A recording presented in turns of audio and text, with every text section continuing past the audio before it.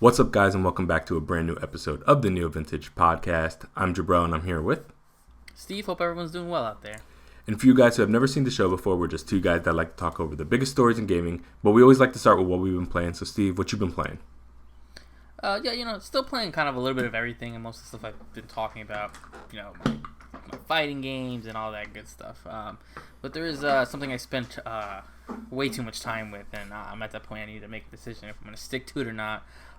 Some reason I couldn't resist, and I got Saints Row 20. The Saints Row Reboot, and man, what an experience it's been. Do I think it's a complete dumpster fire? Yeah, kind of. But is it the worst thing ever? No, it's not like the worst thing ever. There is just a lot of outdated mechanics, really picking back off what you've said 2 weeks ago. It's a game definitely stuck in its time. I think it's something that they played the old Saints Row and tried to just copy too much from it without kind of maturing it, and evolving it to 2022. We've gotten a lot of open world games since really Saints Row 3 and Saints Row 4. We've gotten a lot of open world games that really changed the formula and just really just let you explore an open world differently, an open map so differently. So to see Saints Row and see it just so sucked out, like just all its identity sucked from it, it's really hard to stomach. It's such an empty shell of things, and there's small glimpses, right, of things that I enjoy. I think it's super cool. I didn't think it's super cool, but I thought it was an interesting aspect that you and your roommates at the beginning of the game are one is with one. I don't want to even say gang because they're not really a gang, but one with one group, one with another group, and then you were working with whatever, the private police, whatever it is, the militia that you work for. And it was kind of interesting. I'm like, oh, that's kind of cool that they're friends, and they try not to let a lot, they give each other details about what each other group and gang is going to do and things like that, and they keep their friendship cool. I'm like, all right, this kind of makes sense. I thought that was an okay premise, and I'm like, that's cool, then I get it. Really quick, you're assuming, well, they're going to all get tired of it and want to start their own group, the Saints, and everything like that. It's just such a weird version of that premise, though, because these aren't the Saints we know, and I know they're not supposed to be, but even where they get their name from, they happen to look at the glass in the church, and they said that's where they want to be called the Saints. Yeah. Super, it's weird 'cause it's almost like they wanted to be like the super kind of campy, ridiculous, over the top, like comedy type deal, which is something that really fleshed out in, I think, Saints Row 3. But it's just all just not funny, and really, besides the one character, and I apologize, I never get these names straight because they're all pretty boring, but the one who's obsessed with the car, and she was, I think, Nina. Yeah. I think that's the only character I kind of like. It's the only character that she kind of fits the Saints Row-esque-ish. Like, at least the later Saints Row. Like, she does feel like someone pulled out of Saints Row 3.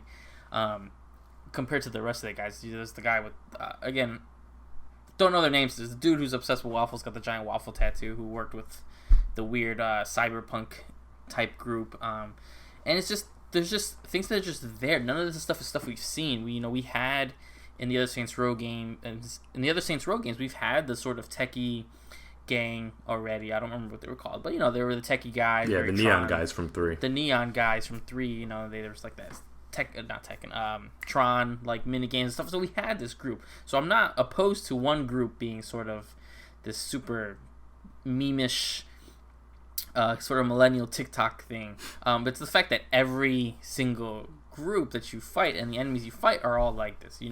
There's all the NPCs, almost all the female NPCs that you fight, for rivals and stuff, all have that thing that's trending on TikTok, is those sock masks, those ski masks type deal. There's those weird people on TikTok that are super famous for that, and they spit at each other.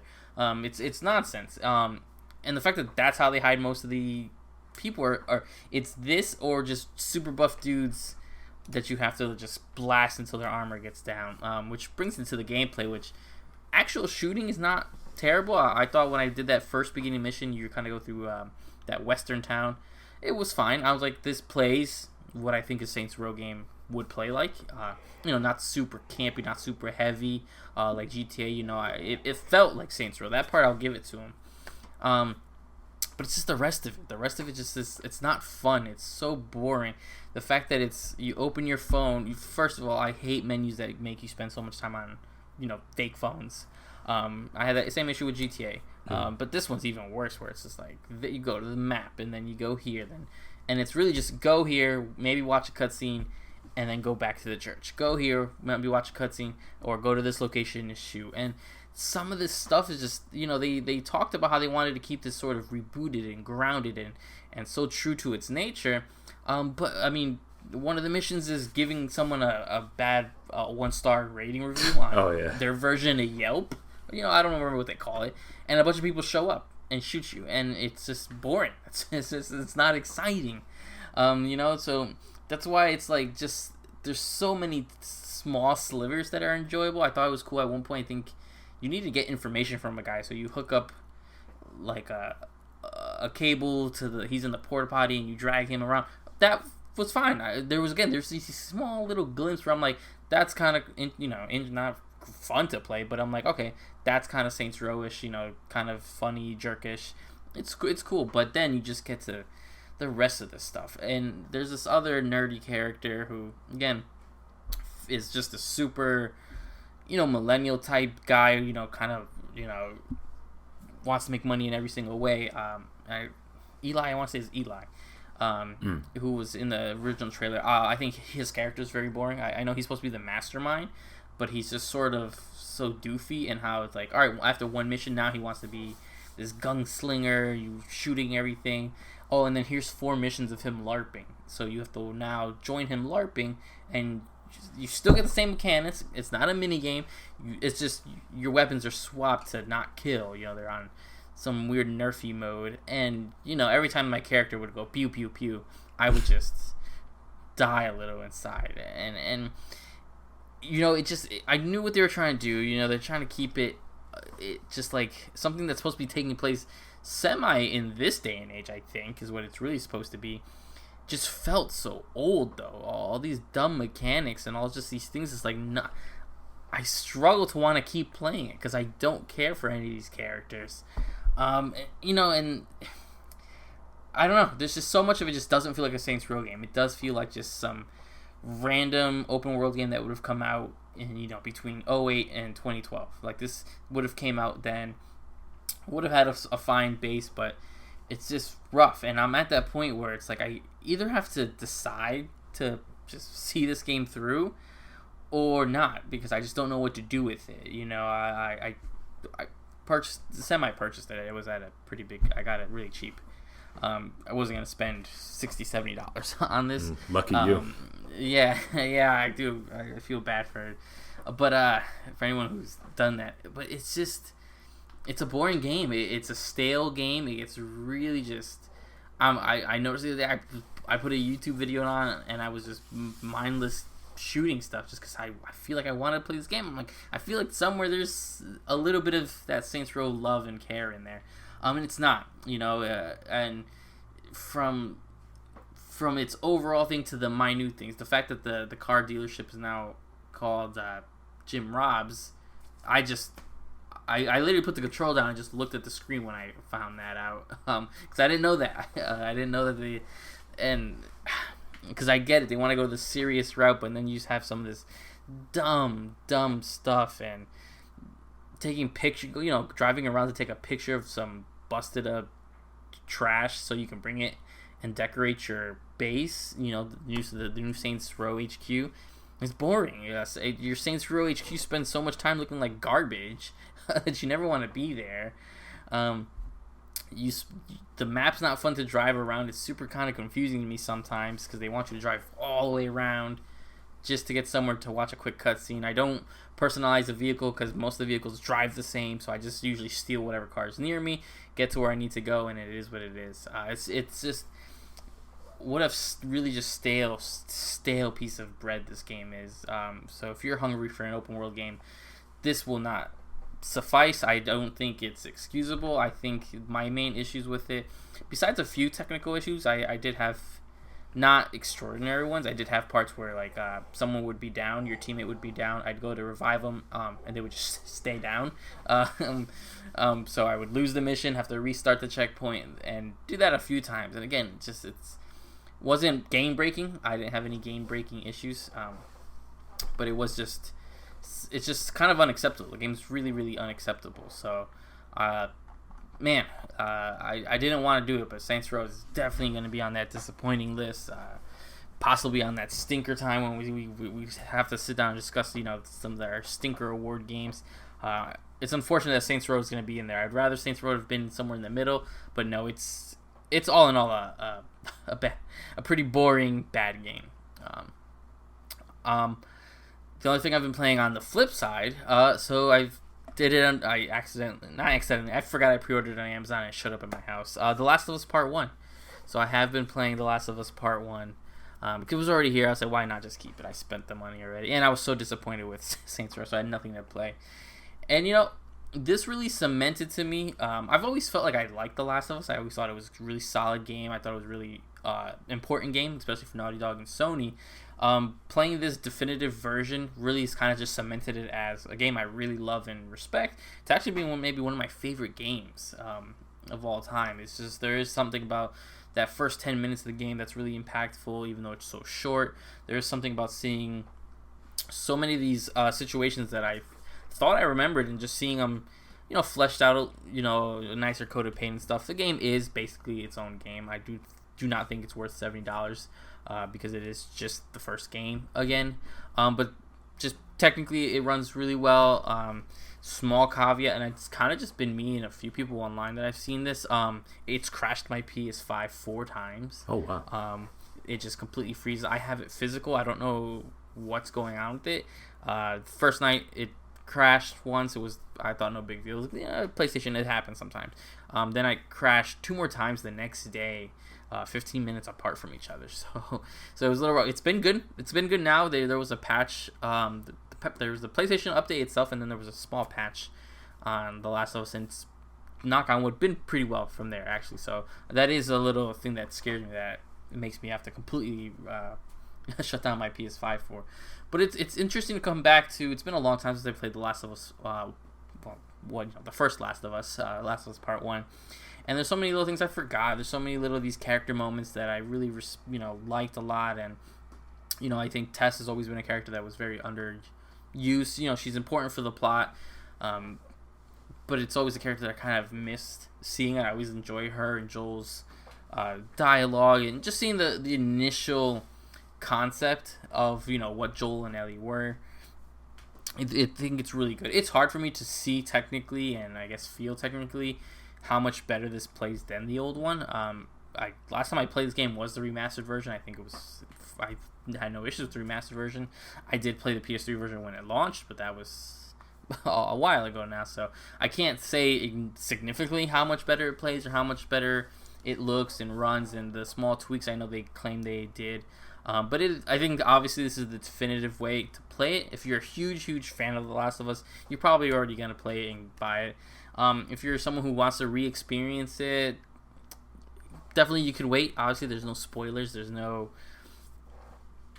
secret ending. There's not a bonus. There's not anything leading to part 3 or whatever have you. There are some stuff that's changed that I saw someone break down on YouTube where it looks like they may be teasing their next game.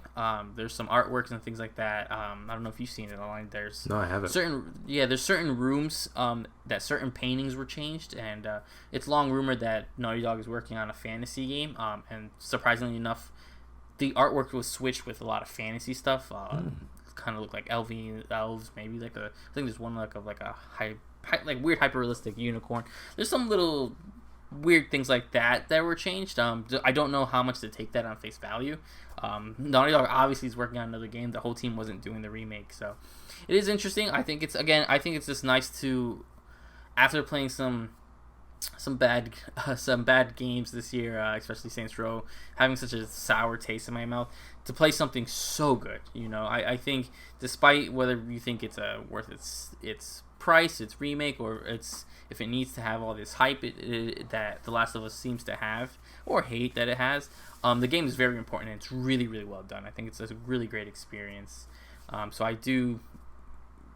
Luckily, I will have that to hopefully finish through and dive into some new games coming up soon. But that's all I've been playing. What have you been up to? Yeah, so I guess I could start with the games that I kind of have either started or finished in the time. So I'll start with Saints Row, I guess. Since the last time I talked about it, obviously I wasn't positive on it then. But I did make a decision. I was in a similar boat to you where it's like, okay, I'm not liking this at all. But am I going to finish this through or not? And I had decided actually definitively, yeah, at the pace I'm going at now, I'm just going to mainline main missions. I don't like the side material. It's not fun. I don't enjoy any of the... Typically when I play Saints Row games, it has that kind of almost like Far Cry like checkbox thing where like you can take over more and more parts of the map. And I always like turning the full map purple if possible. And, there's always one or two activities that are kind of a pain in the butt to do. But typically that's what I've done with pretty much all of the Saints Rows past two.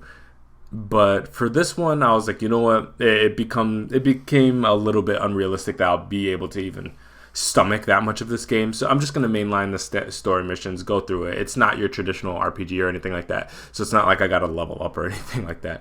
And so I was going through the main missions and I hit a point that I was concerned was going to happen. But basically it didn't let me progress anymore unless I did more business setup missions.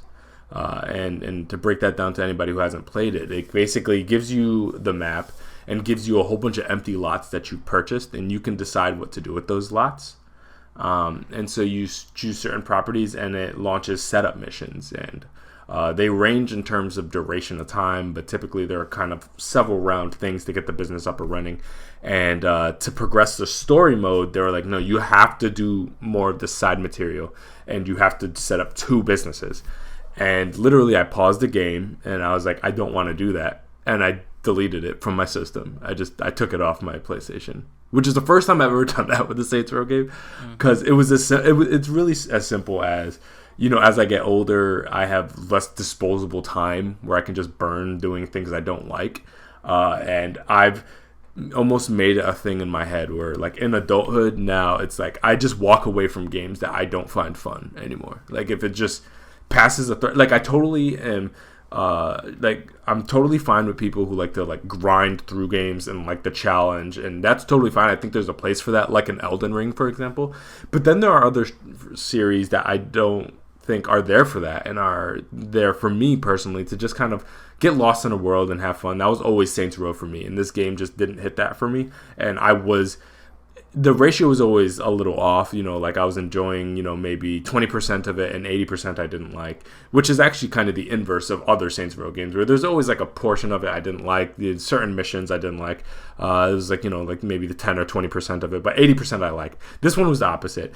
But by the end of it, when I was hitting these main missions, it had dwindled to maybe like 95% of it I didn't like. And it was like very seldom that I actually found myself enjoying anything. To be honest, I only really liked things when I was there. You would find these little groups of enemy soldiers in your business areas that if you wipe them out, you can increase the amount that business generates in that area.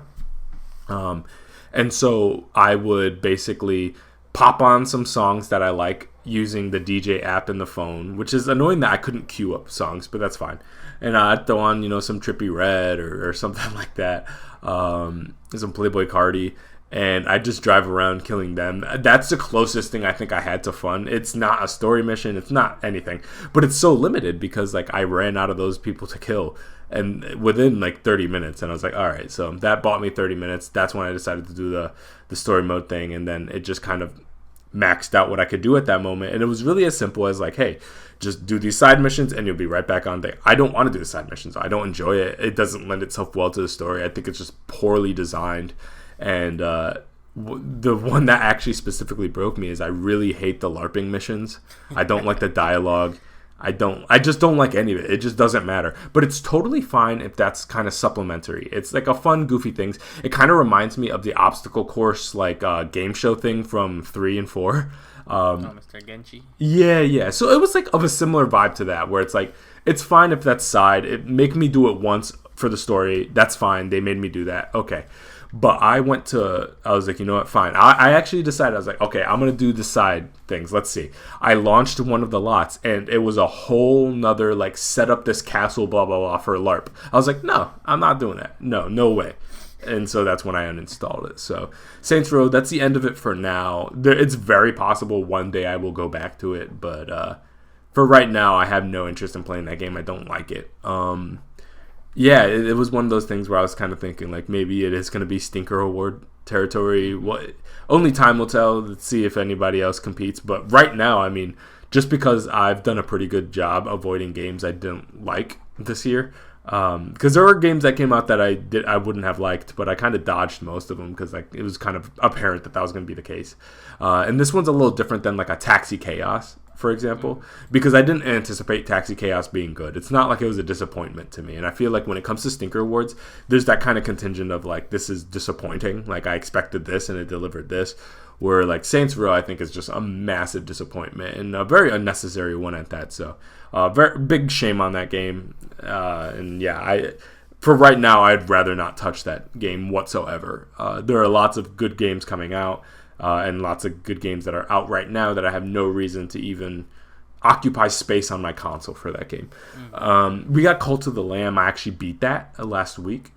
Really liked it. Great game. It's awesome. You could beat it in less than 10 to 15 hours if you want. A lot of time that I spent kind of just burning in that game was just kind of maintaining my camp. But yeah, I think it becomes quite manageable. At first it's a lot to deal with. You have your people that are hungry, and you got to maintain the faith levels, and you have to go on runs, and you have to recruit new people. People are getting old, people die, you have to bury them, you got to keep them fed. Like, there's a lot of work. But then eventually it gets to a point where if you play your cards right and you just do what you're supposed to do, eventually it becomes pretty self-sustainable. We're short of just cooking. Yeah, you'll like make meals. I would just I had like 20 people, but they don't all become hungry at the same time. So I just make as many meals as possible. It'd be like, 12 meals or whatever. And they'll clean up after their own messes. They'll fix things that break. Like you can kind of assign your villagers or whatever, your cultists, to do what needs to be done around the camp. So I had a farm. They were farming and making materials for me and harvesting, and that gave me the resources so I could just cook real quick. And it became very kind of self-sustainable. So it was really nice. I loved the story, and it's just kind of, this game definitely represents kind of the beauty of like indie games right now, where you can get these beautifully designed, gorgeous art, great music games for only $20 that I think do a lot better than what some of these multi-million huge AAA studios are able to kind of put out. They did a great job with this, so shout out to the team over there. And I'm really excited to see what they do going forward. I feel like this game is very well designed for a DLC edition, for a new area to do runs, or a new type of villager types. And I think there's lots of room for them to kind of expand, because again, this is kind of the beautiful marriage of a game like a Hades and like a Harvest Moon meets a Binding of Isaac, for example. So it's like a cool amalgamation of that I think is ripe for new DLC launches. The narrative leaves you in a place where maybe it's not the easiest to kind of tack something on, but if you do something akin to Binding of Isaac, where it's kind of a whole kind of own spin thing on the side there, I think they could totally add as much to this game as they want. So yeah, big thumbs up for Cult of the Lamb. Definitely broke my top games of the year. I think it could crack the top 5 for sure. And then I can move on to new games that came out. I've been also playing Last of Us Part 1. Nothing really negative to say about it. I really love it. They made a great game, or arguably one of the best games of all time, at least in the modern age, considered by most people. And they kind of just made that better. And, I'm definitely very happy about that. The big thing for me, is that Last of Us Part 2 feels so good, and the story is amazing, but it's super heavy. And I've always preferred the story of Last of Us 1, which is heavy for sure, but there's that contingent of hope the whole time in this relationship between Ellie and Joel, where like 2 is this story about vengeance and, how far do you go and kind of spiral out of control in your journey to take somebody else out.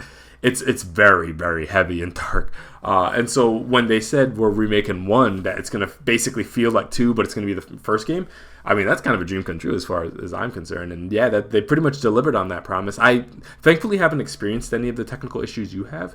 One time I actually kind of like broke the game, kind of, where there is a point, and I won't go into spoiler territory, but for anybody who hasn't played, but basically you're in the sewers, and you're supposed to open a fence. You're not supposed to actually be able to defeat the zombies that are after you, but I did. I Molotov through the door 3 times and wiped out all the zombies on the other side.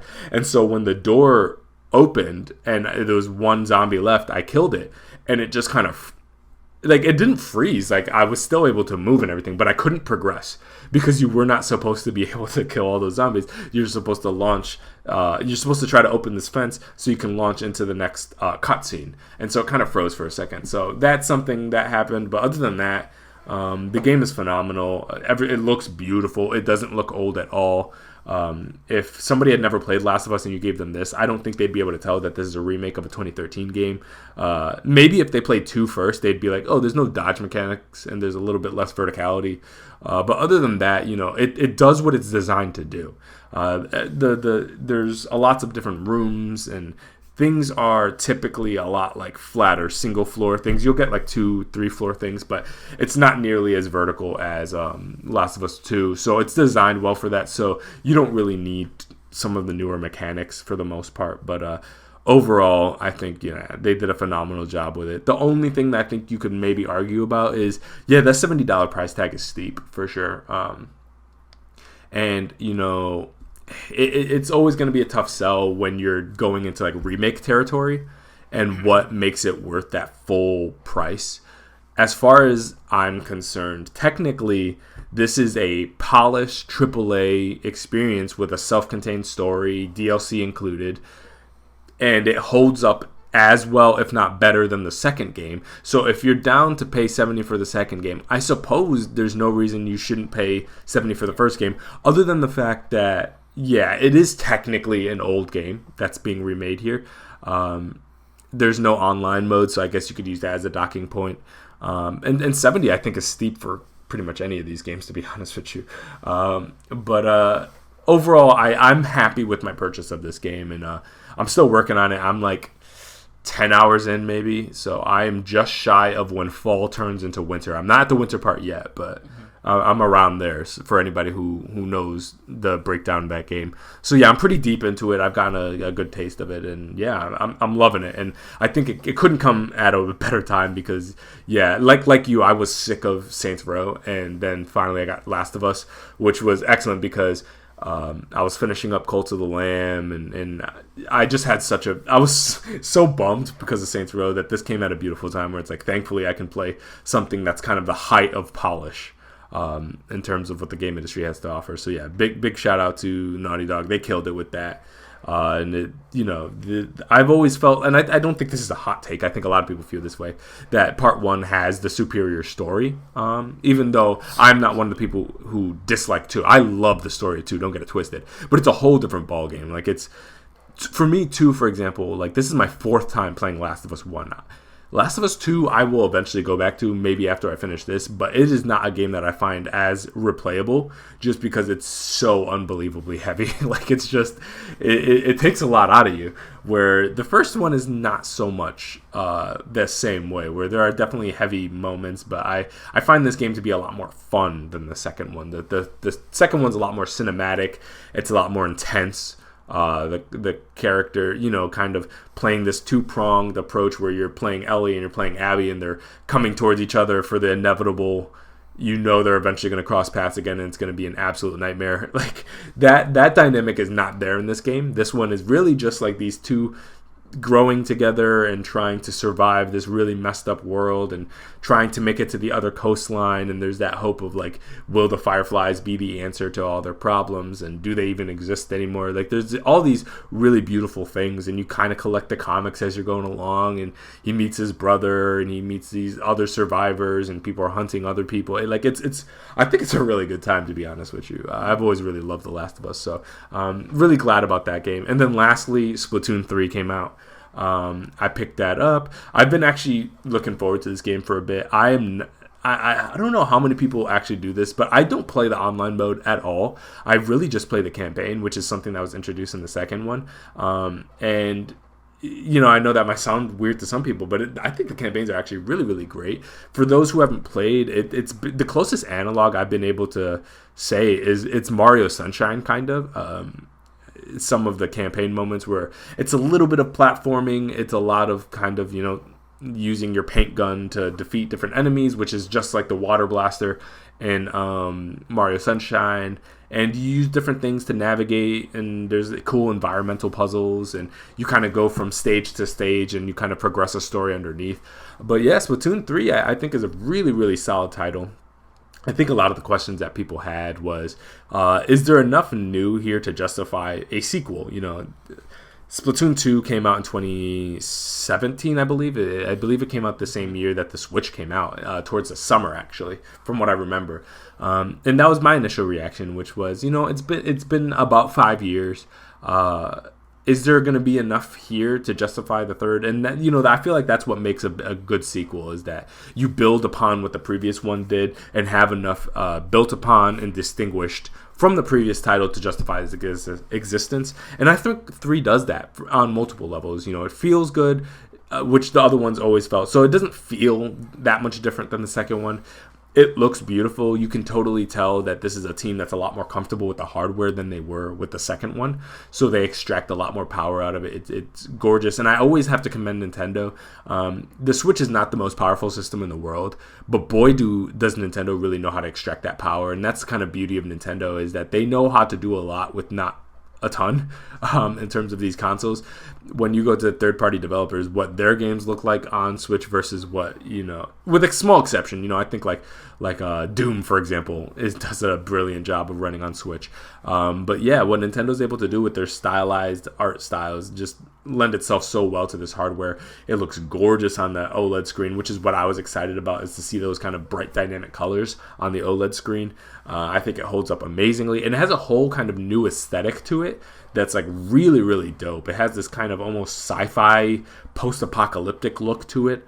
That I think lends itself really well to this world. The second one played around with kind of like that kind of urban, grungy, you would go into the subway vibe. This one has a lot cleaner of aesthetic. It has a little bit of that too, but this one definitely gives me more post-apocalyptic sci-fi vibes, where you'll have like the literal like space stations, and it's a little bit more futuristic looking. They have a lot of awesome callbacks to the previous games where they bring back previous characters. And this is all, I say all this without even touching the online modes. I haven't played that yet, so I can't speak to like the Splatfest and all that, how that's going quite yet. I'll get into that. I'll probably have more to say about that on the next episode. But overall, yeah, I think it's a great time. If you weren't into Splatoon 1 and 2, then this is certainly not going to fix that for you. I would make this more akin to like a Far Cry 6, for example, which is, it's more of the same but better. That's kind of the best way I can kind of summarize it. So Splatoon 3, if you're kind of on the fence about it, maybe I would say wait for a sale, but you know how Nintendo are with sales. Yeah. So I would say, if anything, maybe just wait for a lull in your kind of gaming time. So maybe this is a good like December game. You can maybe get it for like $45 or something like that on sale, and maybe wait for like Christmas time, or get it now. I think it's a great complimentary game personally. It's not, you know, I know for Splatoon fans that might be heresy, but for me it's a perfect side game. So the combo between Last of Us and Splatoon 3 is just a beautiful combo. I love having like a AAA Xbox or PlayStation experience with a Nintendo thing on the side. That's like my favorite thing. So playing Kirby at the same time as Elden Ring, for example, is like great. Or playing like Animal Crossing at the same time as Doom. These are like the great combos, and I'm in a good place right now with Last of Us and Splatoon 3. So big thumbs up for Splatoon 3. I think Nintendo definitely got themselves something here. I don't think it's gonna crack Game of the Year territory for me yet, But, they have very creative boss designs. I could totally see with some time that either this or Kirby could take that spot. I don't think both are going to make it, but I feel like this has a chance to maybe bump Kirby, maybe. But yeah, great year for Nintendo, and I think they did a great job with Splatoon 3. So yeah, that's everything I played pretty much. No, yeah, awesome to hear. Splatoon, it's funny you said that. It's exactly what I'm doing with Splatoon 3 is I'm waiting for a lull. I may cave. I have a flight coming up soon, so good flight game. Yeah, that's what I think. I think it'll be a good. It's like a 3.5 hour flight, so that's a good session.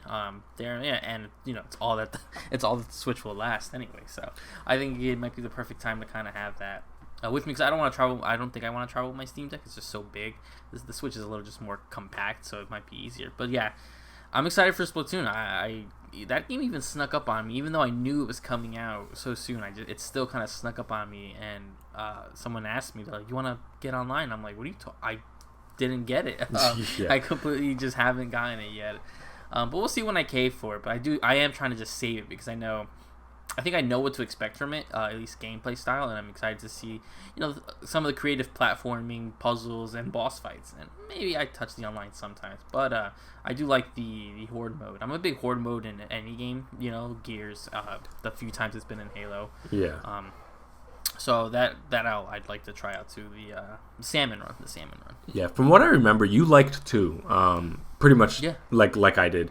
So if you based on what you liked about 2, I think 3 is totally going to do it for you. And I think it's been enough time and separation that it'll come more off as like, oh, this is refreshing. Like, I remember this. This is awesome. Rather than like, oh, I just did this. So yeah, and the salmon run is in this game, thankfully. So this game has everything the previous ones had, and in my opinion, just with a better aesthetic, looks a lot better, plays better.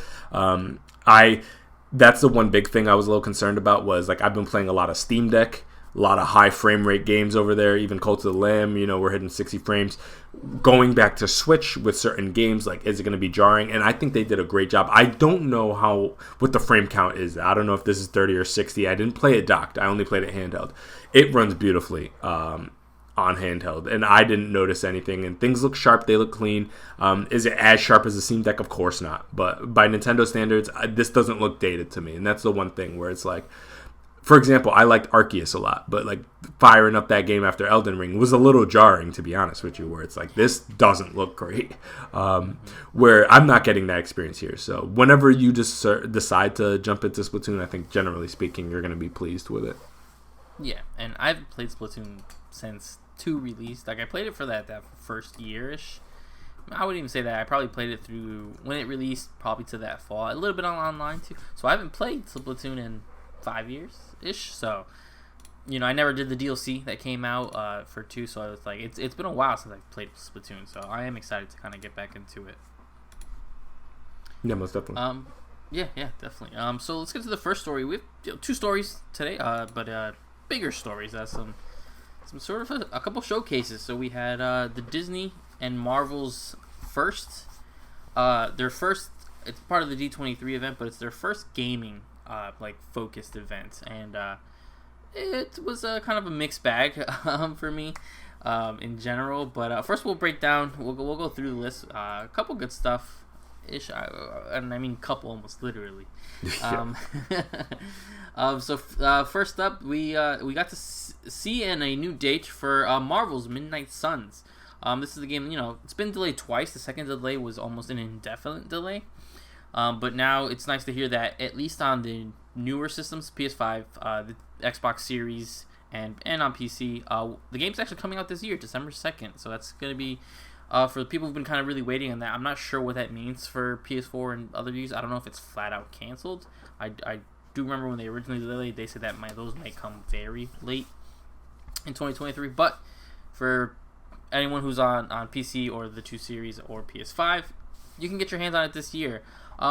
This game is still such a mix for me. It's such a mixed bag for me, where almost like the more they show is the more I don't want to play it. And there's some good stuff I see. I'm okay with sort of the card system, okay with some of the tactics stuff, but when they show that moment-to-moment gameplay, it almost looks just kind of boring in a sense. And I do like these games. I do like the characters. I do like the style. I like the story of Midnight Suns. It's just one of those things where it's like, when the time comes, my gut will tell me whether I'm gonna buy it or not. What do you? How are you feeling on Marvel's Midnight Suns? Yeah, this is a really tough one for me because I don't know of another time that's ever happened where I've been so into an IP, so into the aesthetic of a game, love the character design, love the characters. I'm a big comic fan, and just have zero interest in that gameplay. And so that's a tough one for me, where it's like I don't know, like I'm definitely not going to buy this game full price day one, no way. But just because I know for a fact that the amount of time I'll be able to extract out of this is just limited by that gameplay style. I'm not into tactics games. I don't really like the card stuff. I don't really like any of that kind of stuff.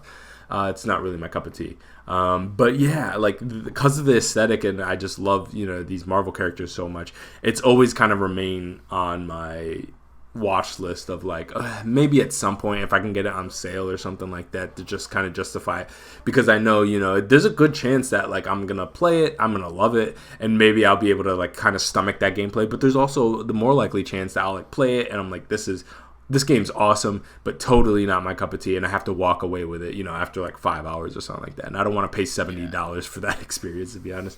But it's awesome that they moved it up to December, because I could have sworn I thought they sent that into 2023 like March or something like that. I thought they did. Yeah. And so it's awesome that they brought it back up. It made me wonder like what happened with the development that kind of scared them off into booting it that far just to bring it back. That's really interesting. But no, I'm glad they're able to make it. Is that the last gen situation? I think so, because again, the new date is only for the new gen and PC. Yeah, I'm not the guy that's like abandoned last gen, but to be honest with you, after a while, guys, like you have to give people the chance to upgrade, but eventually it has to do a point where like you don't want to affect your development cycle over that, to be honest with you. Exactly. Like you gotta move on, and to an extent on the Xbox ecosystem it's a lot easier because they have this kind of like soft approach where like you can kind of play everything everywhere. But on PlayStation, like I feel like we're getting about that time where stock is recovering a bit. Like it might be time to kind of move on from the PS4 thing, because that console's from 2013, guys. We're coming up on 10 years.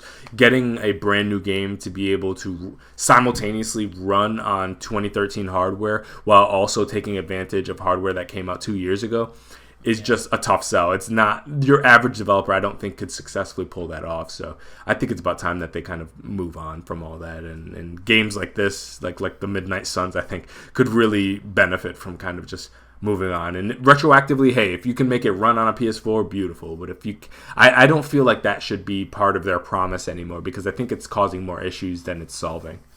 Yep. Yeah, absolutely. That makes sense. So next came up 2 Avatar games. So we had Avatar: Frontiers of Pandora, which was the Avatar game that we knew just got delayed, I believe, into 2023. They didn't give a new release date. They showed more trailers. They showed some sort of team deathmatch thing with Avatar. Then they also showed Avatar: Reckoning, which is a mouthful. It's a action-packed MMORPG shooter that you can play on your mobile devices. So if you want to create your own avatar, I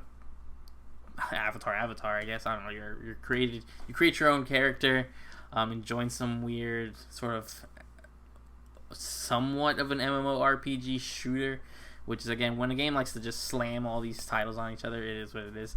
I enjoy Avatar. I actually, for the first time, saw the first movie a couple months ago, before they took it off Disney Plus, and I think it's good. I don't understand the super hype of it. The gameplay looks solid for Frontiers of Pandora, but again, that's been delayed for a while. And it's real hard for me to get excited to play something on my mobile device. So when you start smashing all this stuff on, gonna be on my little tiny 6-inch screen of a phone, it doesn't do much for me. But I guess if you really are dying for more Avatar, well, here it is, tie-in with the second movie, obviously. How are you feeling on the 2 Avatar games? Yeah, I don't have a lot of thoughts about it, but kind of like with peace and love and respect out of all the Avatar fans, these games look dumb to me. And I don't... I've seen the movie back in 2009 like everybody else did. Fine movie. How that suddenly became this like massive IP. Like I feel like they're like I almost feel like I'm being gaslit into them like this being a thing, because it's not. Like where are these Magic Avatar fans, 11 years after the fact, and like, oh, I need that Avatar, I gotta see more Pandora, man, gotta do it, all that lore, all that deep history and lore, and all those unsolved mysteries from the film, gotta get those answers, where we need 4 movies and 2 games, like, for real? 4 movies and 2 games? No, thanks, I'm cool on that. But again, I say that out of respect, peace, and love to everybody who loves Avatar. These games look dumb to me, and I don't really want to hear about Avatar anymore, to be honest with you. I want those movies to come out so I can stop hearing about them. Because it's like I just don't get it. Like, it's such a weird thing to me where it's like, I mean, I like Blue Aliens as much as the next guy, but like I don't know what to tell you. Like, you're like, I'm just cool on all of this. But I hope people are happy with it that are excited about these games. Yeah, I mean, again, I waited 11 years to watch the movie, and I think it's fine. But, yeah, there you go for more of that. Lego Star Wars, the Skywalker Saga Galactic Edition. So, basically a Game of the Year edition with the main game, all the DLCs that have been released, and a couple of new ones coming out with it. Andor, Reva, Captain Rex, a few other, things like that. So, again, a repackage of it. It's kind of weird for them to do this, to have this at the event. But we'll get into that when it's talking about the whole event. I purchased Lego Star Wars The Skywalker Saga. I played very little bit on my Steam Deck. There's something about it that just didn't really hook me. I don't know what I was really hoping for. I know the game was kind of mixed reviews. I think you actually kind of enjoyed it. But yeah. I don't know, 3 characters and a few other, characters. I don't really think it's going to make you want to rebuy the game or anything like that. So... anything to say on the Lego Star Wars? I mean, yeah, I like Lego Star Wars a lot. I mean, hey, it's a Lego Star Wars game. I think it's kind of the definitive Lego Star Wars game, but this is not really enough to motivate me to upgrade or anything like that. I don't know if you even can. Like, yeah, I have the game purchased too. One big problem I have had with it is I don't like the way they've kind of rolled out some of these character packs, because it's a little steep, to be honest with you. Some of these character packs are upwards of like $6 a piece. Yeah, it's like $6-7. Yeah, it's a bit much. I like characters as much as everybody else does. Like Lego Star Wars, that's a big portion of it. Everybody that I really care about, to be honest with you, are in the game already. So I don't really care too much about going out of my way to play as like, Mando and the Rogue One cast. Like, I just don't really care about all that. And I'm sure like the Ahsoka show and Andor and all these properties will probably have their own dedicated character packs. I'm kind of cool on all that. Totally great for all the completionists out there, but I've gotten pretty much what I need out of that game. I still haven't beat it all the way because I play it co-op, and I still haven't gotten through like 7, 8, and 9 yet. So I still have yet to play like the new stuff from that game. But based on what I tried to get out of Lego Star Wars, I have everything I need. So I'm kind of cool on this. Yeah, same. I eventually will go back to it. But, we'll see. Next came up. Marvel Snap. So basically, it is, for those who know Hearthstone, the popular. It's on mobile. It's on a lot of things. Card game. It's that with Marvel characters. Basically, you have these weird kind of chibi looking Marvel character cards, and not really my thing. I remember I had a phase where I played Hearthstone for like a weekend, and maybe that I'll do the same with Snap. Because these are characters and IPs that I know. I know some of the abilities and relationships and stuff like that. My issue is obviously these games usually really boil down to... Because one, this is a mobile game, but they usually boil down to microtransactions. And I like to try to take a big stance on that because I'd rather just pay, whatever it would that you want me to pay. And let me play the game, not just be like, all right, now open this pack and you have gold Venom and silver Venom and 2 stars. And they didn't show any of that. They showed just sort of really basic gameplay, which is very low animations of one card going to the other card and vibrating maybe a little bit to signify attack. But I kind of feel like this is also not up your alley. But what did you think of Marvel Snap? Yeah, no, I'm cool on this. The closest I think I've gotten to like card games is like Slay the Spire. I like that game a lot. But other than that, like, nah, I'm not really into that kind of stuff. So definitely, and it's like one of those things, and I hate to be mean to these games, but some of these games I can totally tell that are designed to like create children gambling addicts. And this game kind of seems like one of those. Like you see a lot from like the Chinese phone games, the gacha games, and the Japanese like idol games. Like a lot of these games. I'm not into these kind of card microtransaction. Yeah, the different skins. It's just not interesting to me at all. So I bet this is probably a great moneymaker. So that's why you'll always have these kind of like mobile puzzle games, because they're just those whales, from what I understand they're called. The people who like invest mass amounts of money are a great moneymaker for these people to get consistent income. So that's totally why this is happening. But it's not for your average consumer, so it doesn't surprise me why I don't care about this. So yeah, no, I agree. Next, they showed up a Mickey Mouse game, Illusion Island. I guess based off a new run that they're doing. I'm not caught up on Mickey Mouse lore, but I guess there's a new version. I've seen this little artwork of this new run of Mickey Mouse. So you have a sort of akin to the classic Mickey Mouse platformer games. So it shows some cooperative play. Obviously, Mickey, Minnie, I think Donald and Goofy doing some platforming, some boss fights. Not huge into the style of it. Again, I'm not huge into Mickey Mouse at all right now, for any reason. But I think it's cool. I understand it. I think it's a Switch and PC exclusive, I think, which is weird. I'm not sure who was even developing it. You never really know. But I think it's really cool to see Mickey Mouse coming back at that sort of platforming area. Because it just makes sense. It just makes sense to have this sort of Mickey Mouse game, especially if it ties in to a cartoon run that I assume is running. What are your thoughts on Illusion Island? Yeah, not really my thing.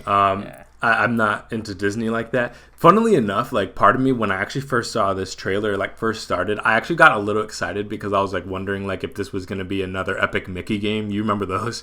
And I remember liking those a lot back like a long time ago. I think that was like on Wii or something like that.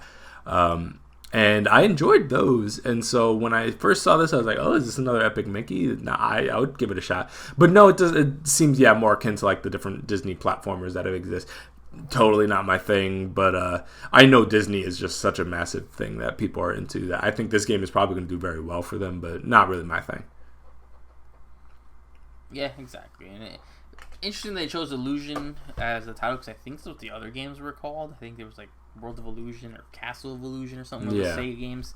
So that's why I guess it's really trying to invoke. But all right, for those there for who want it. Where I missed on my list.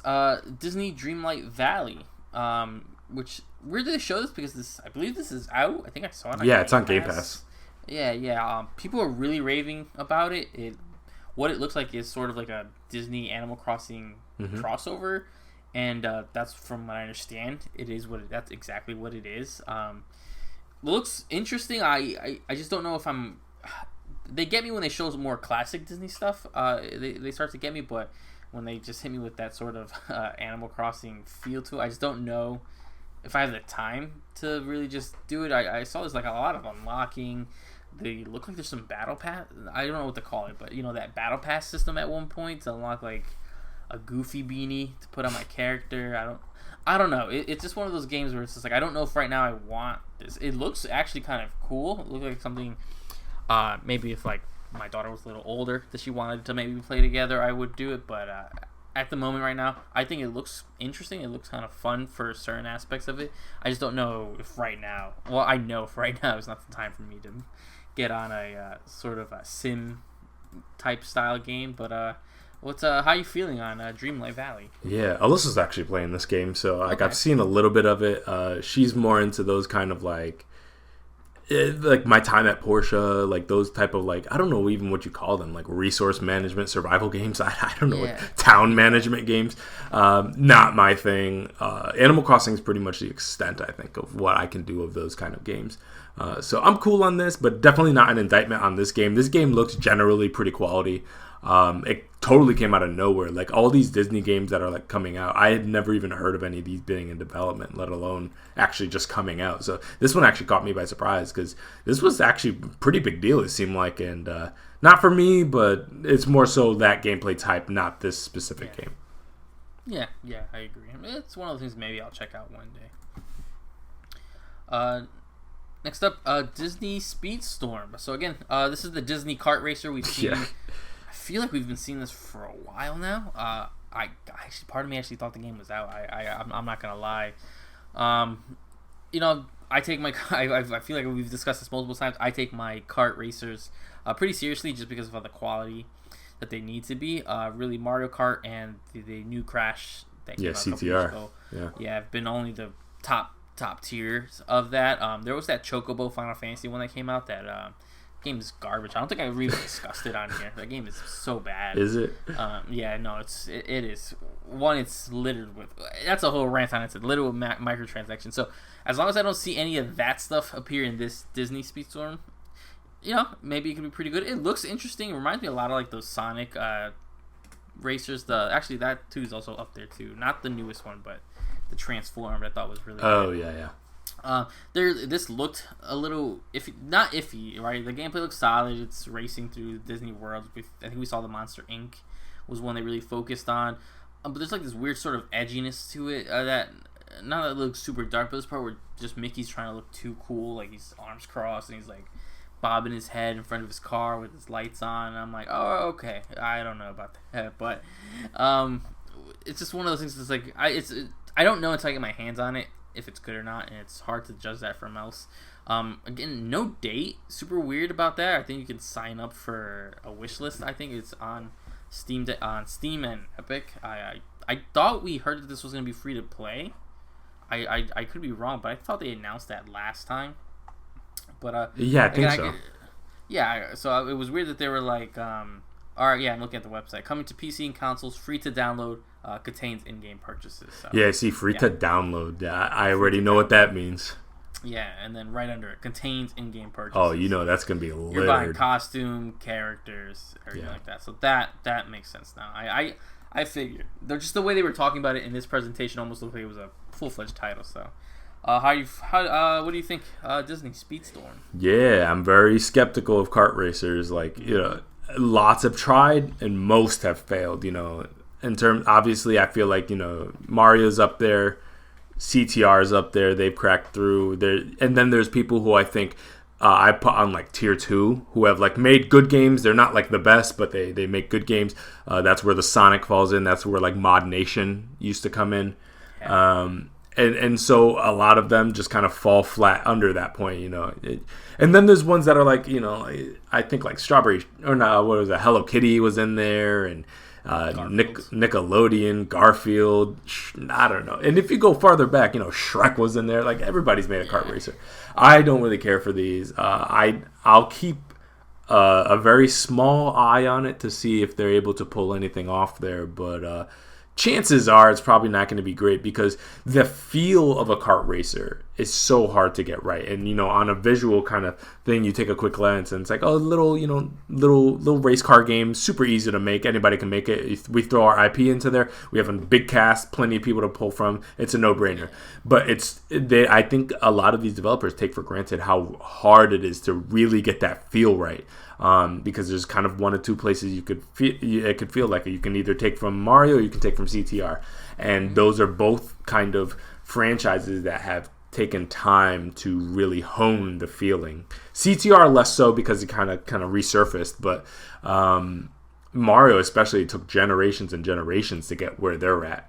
So it's not easy to do. So I mean, Disney could definitely throw their hat into the race and give it a shot, but chances are they're probably not going to do great. Yeah, no, I agree.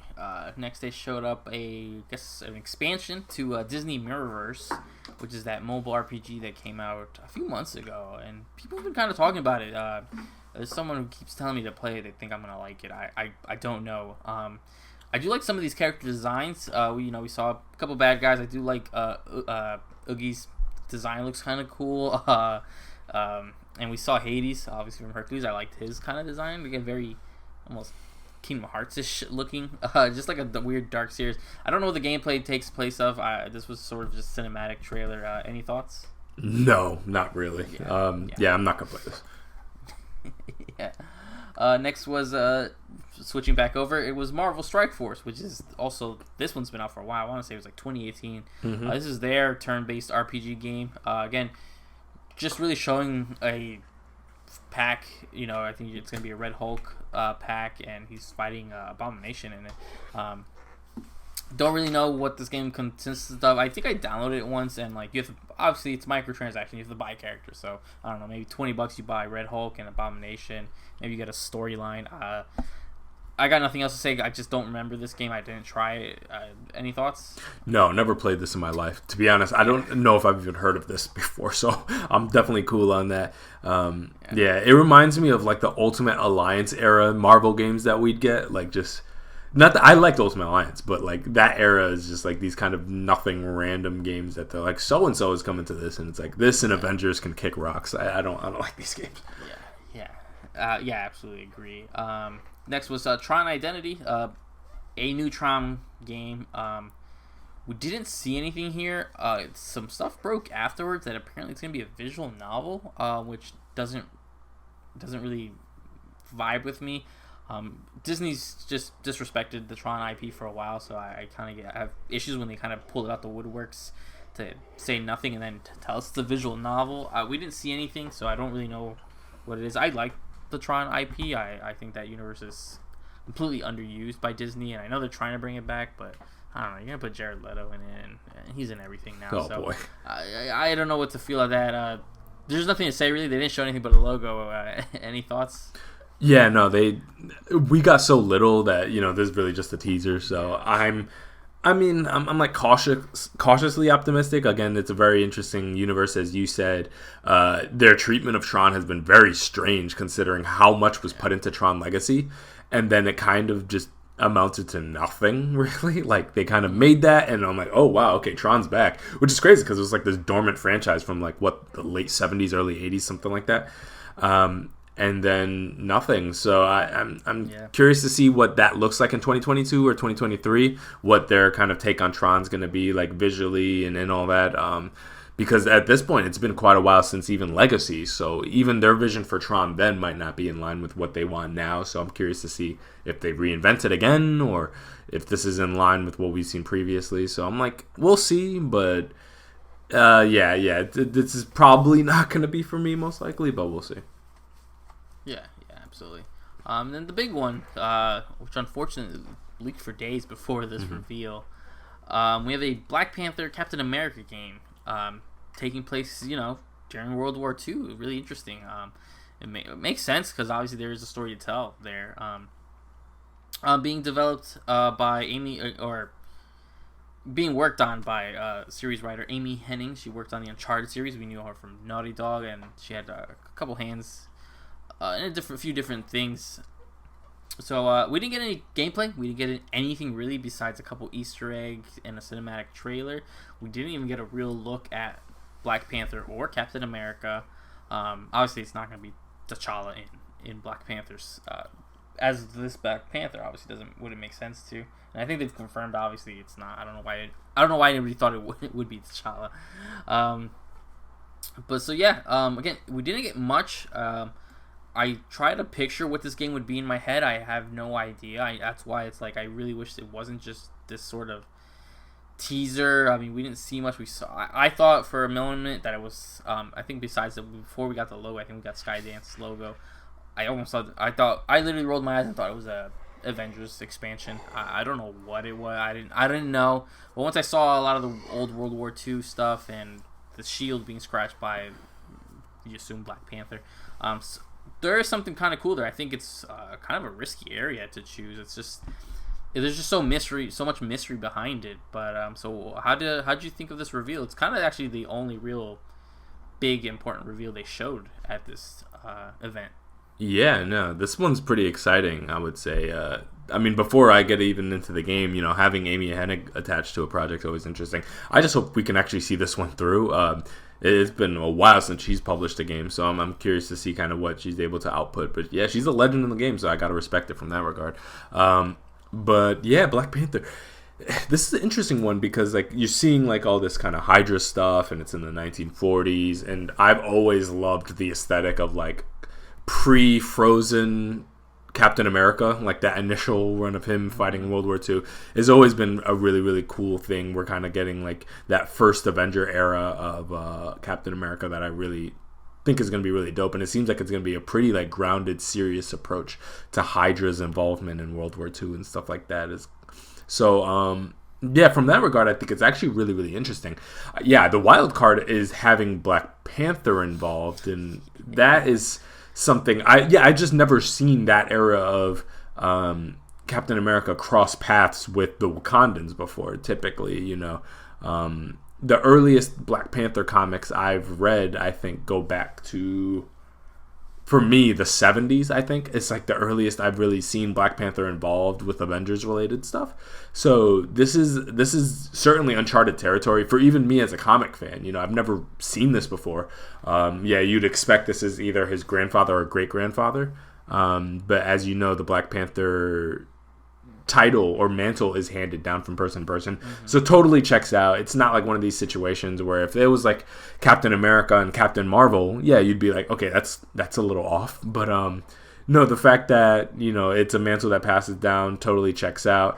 I hope they put forth an effort into really characterizing this Black Panther and giving him a unique identity, because again, it is not T'Challa, and Black Panther are not these kind of like faceless guys that just wear the mask and all are this kind of unified. This is not 007, you know what I mean? Different guys occupying the same thing, generally the same personality.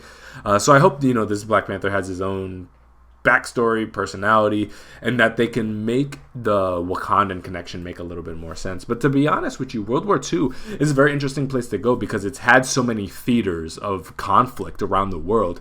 So, World War II happened in Africa as well. So, it's not necessarily outside the realm of possibility that Wakanda would get kind of roped into it. But I think so much of what makes Wakanda interesting is that kind of closed off approach to the world, where it was a big deal when they kind of ingratiated themselves into world affairs, even outside the MCU. And so having them kind of intimately involved in a conflict that primarily happened in kind of the Pacific and Europe is very interesting to me. I'm curious to see how they kind of justify that, and maybe, Hydra is, hijacked a big vibranium supply, so the Black Panther's got to get involved and somehow crosses path with the ally soldiers, which has Captain America. Something like that, maybe.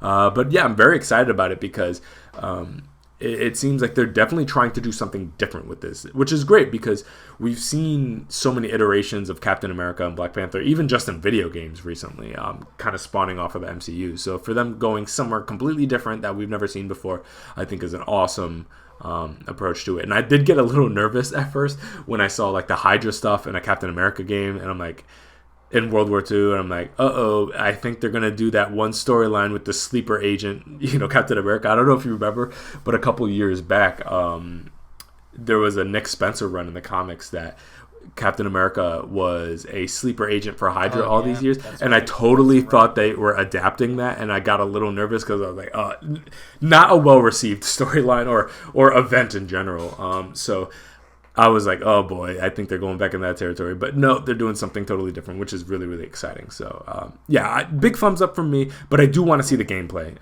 because Amy had obviously we're like, okay, Uncharted. But it's been a long time since she's worked on a game, and we don't even know necessarily if that's exactly the vibe she's going for.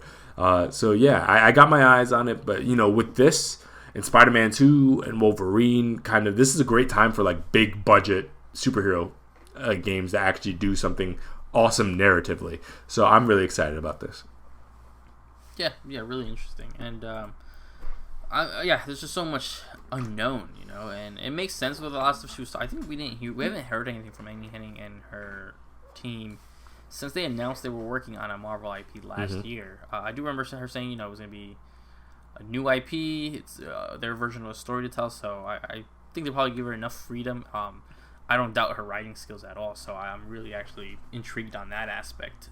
Because I assume that it's going to be super solid technically, so I'm really the story is really what I want to just like. What do you got to tell me? Like, what are you going to tell me? Like, that's where I'm really interested in.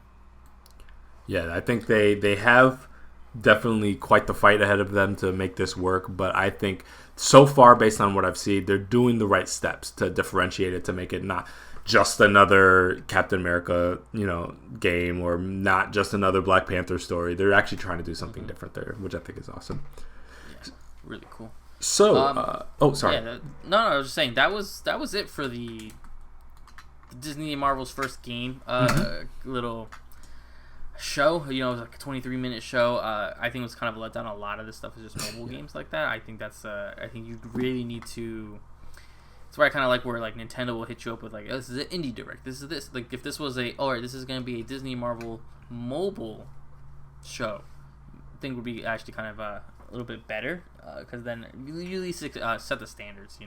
I'm not one of those people who expected Kingdom Hearts or anything like that to be there, even though they did slap us in the face and put it in the outro. If you look at they did an outro thing and they showed Spider-Man 2 and Kingdom Hearts 4. So, but all in all, I think this was a very event just because there was so much not for me and I think not for the main audience that was tuning in. Yeah, for me, a lot of these more experienced people like the Nintendos and the PlayStations, they know that part of the game is kind of tempering expectations and being very deliberate and clear about what you're doing here.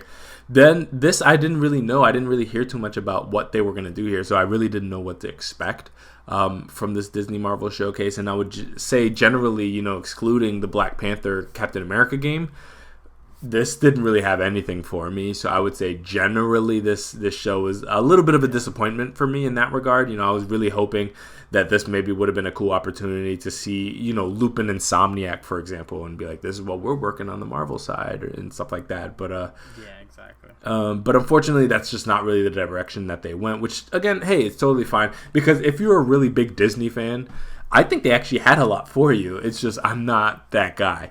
Because if you look, there's like a ton of brand new games, updates on existing games. So between Marvel Snap and Dreamlight Valley, Speedstorm, Mirrorverse, Strike Force, we got the announcement of Tron Identity, updates on Avatar and stuff like that. These are like games that people care about. So I think there are people out there that would probably be quite happy with this show, but because just so much of it is really not my cup of tea, this show wasn't really that successful for me in that regard. I think it was a little bit of a letdown, especially because how big the announcements were on the movie side.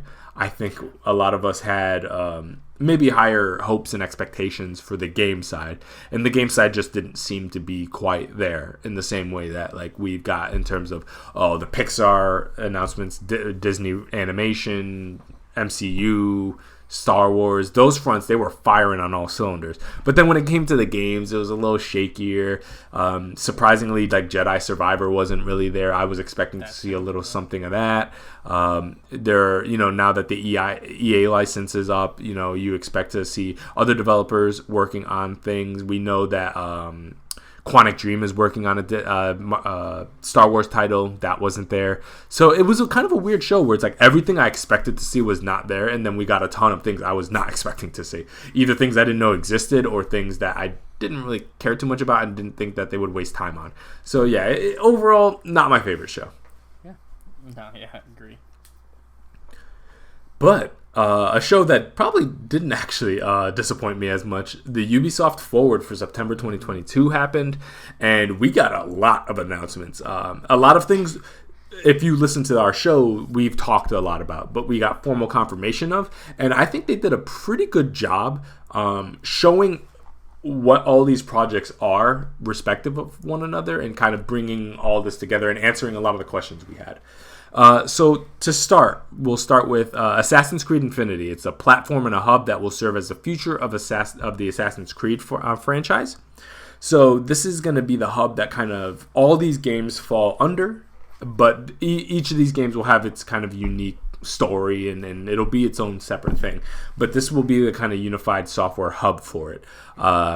So any thoughts on that? This is something we've talked a ton about. So we've both kind of offered our thoughts about the Infinity, but to actually see it finally is pretty interesting. So what you think? Yeah, it's weird because I don't know what it is about Assassin's Creed games. I like to own them physically, so I don't know how much this is going to affect me or how that works. Do I install a disc and it's going to launch the hub no matter what? It is interesting. I think some of the stuff they were discussing in some of the after interviews where they're like, yeah, we want to, have some connectivity, and I think it would be interesting for certain things to carry over, maybe certain bonus costumes and completing certain challenges in one game, unlock other stuff in another game, which they kind of have now with that Ubisoft thing you can connect. Yeah. Where it's like if you got certain trophies in Rayman, you get whatever, a rabbit's pin in a different game. But to have like Assassin's Creed be this sort of hub makes sense. We discussed it a while back when we thought about it. Being able to almost pick and choose what you want to play depending on what it is. We'll get into it. We got a variety of things it looks like. I'm not mad at it. I just want to see how it really works for besides these like initial launches. How much is it going to connect to, the games, to the mobile games, because we got some reveals on that. I just want to see really what's the point of it is my bigger thing. I'm not mad at it though, I guess. I just want to see what's the point of it.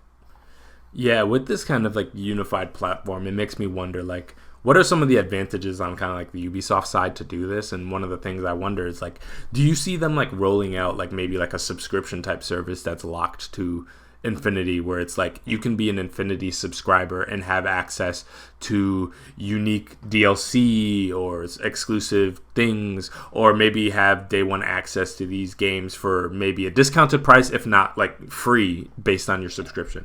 Those are the kind of things that I wonder. And again, don't quote me on this, guys. This is not something that I know anything exclusive about, but this just makes me wonder like, if I'm an Infinity subscriber, I pay like $15 a month or something like that. If you calculate it, I'm paying more than if I just bought your games outright, because so it makes me wonder like if they're like, okay, if you're an Infinity subscriber, let's say Valhalla was on Infinity, you'd get access to Valhalla and all of these DLCs that come with it. And so this is a motivation where if you do the addition, you're like, actually, you might save a little money, but you're not saving so much money that I can't see Ubisoft doing it. Because yeah, if you were paying $2 a month and then you got access to all these games for free, yeah, they're gonna start losing money there.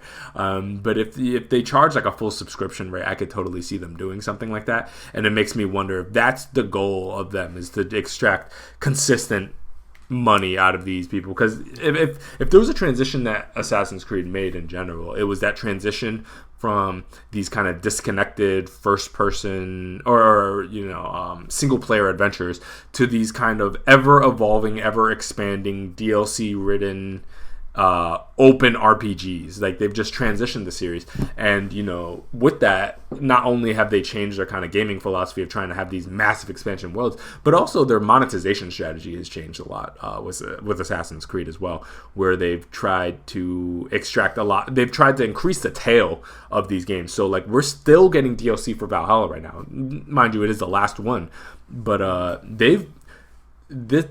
think about like Assassin's Creed 2 when that came out, and the kind of 2 to transition into Brotherhood. The moment Brotherhood came out, that was the end of 2. That was pretty much that.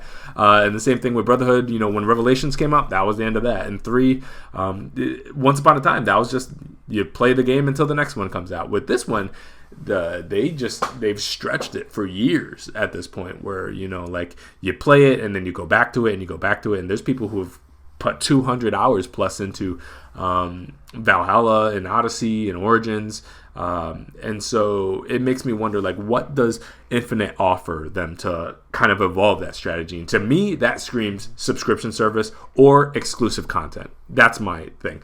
If indeed they want to charge people for Infinity, that I don't know. It might just be as simple as like, hey, this is a way to track achievements and progress and blah blah blah. It might be that simple, really, and I might be reading too much into it, but I feel like it's more likely that the natural evolution of this is a new way to extract more consistent money out of Assassin's Creed fans, without having to necessarily increase the output to the old levels, if that makes sense. Yeah, no, absolutely. So from there, our first project, Assassin's Creed Codename Red. For those who are confused about this one seems to have a Japan influence to it. And this seems to be the next proper Assassin's Creed game based on the rumors that we know. The other ones, we'll get into what those are specifically. But from what I understand, Red is going to be the next big mainline successor to Valhalla. We don't know much beyond it there. We didn't see any gameplay. The only thing we saw a ton of was Mirage, which we'll get into. But yeah, Codename Red, what do you think? Yeah, I mean, again, it was such a small teaser. It is sort of a breath of relief where it's like, finally, my God, my goodness, we really thought this was coming way sooner. It very much led that, if you know, at the time when Assassin's Creed was coming out and the world they were setting up, they spent a lot of time in the Ezio world. That game was set. There's a small teaser that set it to go to Japan, and it never did properly. They did that small Chronicles game, but they never properly went there. It's, I think, the most asked time era for them to go. So even they were like, yeah, we're finally going there, and I would just like to see more. I do like that they weren't afraid to go almost full ninja outfit, because that would make sense in a way. But again, that could just be a small teaser. I thought it was an interesting teaser. It comes up, has the sword, and we see the hidden blade. I wonder what the full name is going to be. I hope they don't stick with the Codename Red, unless that has. Yeah, I doubt it. But the way they talk about the rest of these, it's not there. But finally something we've been wanting. It's something I think overdue. I have hope in them. I have some hope in them. It's just, like we've mentioned before, we've gotten this. We've gotten the Assassin's Creed game in Japan we never got with Ghost of Tsushima. So hopefully they learn the right sort of aspects from it. I think it works well. Especially with all in general Assassin's Creed sort of taking elements from its past back. Even referring to them as the hidden ones. All this kind of stuff just makes sense in this time. So I'm excited to see where they go with it.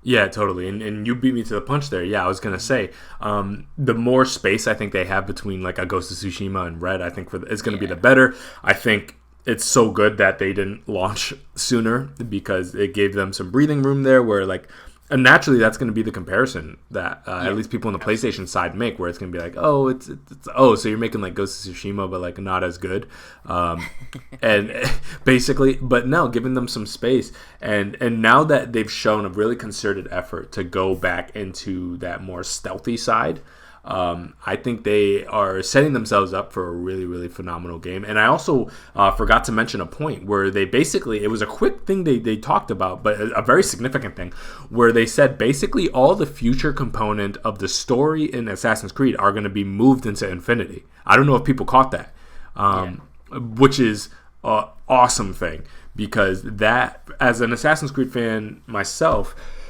I felt like the future stuff post 3 pretty much have been the weakest point of the games, pretty much, and have been the most kind of jarring thing where they kind of pull you out, because even even as recent or as far back as like Black Flag, I feel like it just was off. The moment like Desmond was gone, I feel like it was just off from that point onwards, and like, no offense to like Layla and the newest characters, but they just don't really do it for me. And the way they've kind of managed to branch the future stuff and the Isu stuff and the just regular historical story have not worked for a while now. So the fact that they're kind of trying to splinter that off, and so the hardcore people who like this feature stuff, if you have Infinity, you can get all that story. That's dope. But if you just want to play like Red, let's say, or Mirage or Hex, then that's all you need to experience. I think that's great, because the future stuff is super jarring and weird, especially for people who jumped in at Origins. It's like, what the hell is this? Because again, once upon a time, you have to think, if you jumped in with 1, you get the story of Desmond and the fighting that it's basically, you see this conflict that's happening in modern day, and kind of where this started from, and extracting information about modern artifacts through the Animus to do this fight. Now, that's not really what it's about anymore, and so the future component became less and less relevant and less necessary, and to be in my opinion less and less coherent as time has progressed. So detaching that, I think, is a good thing, and if they don't make it mandatory, you best believe I am never checking in on that future story ever again, because I think it's a waste of time, personally.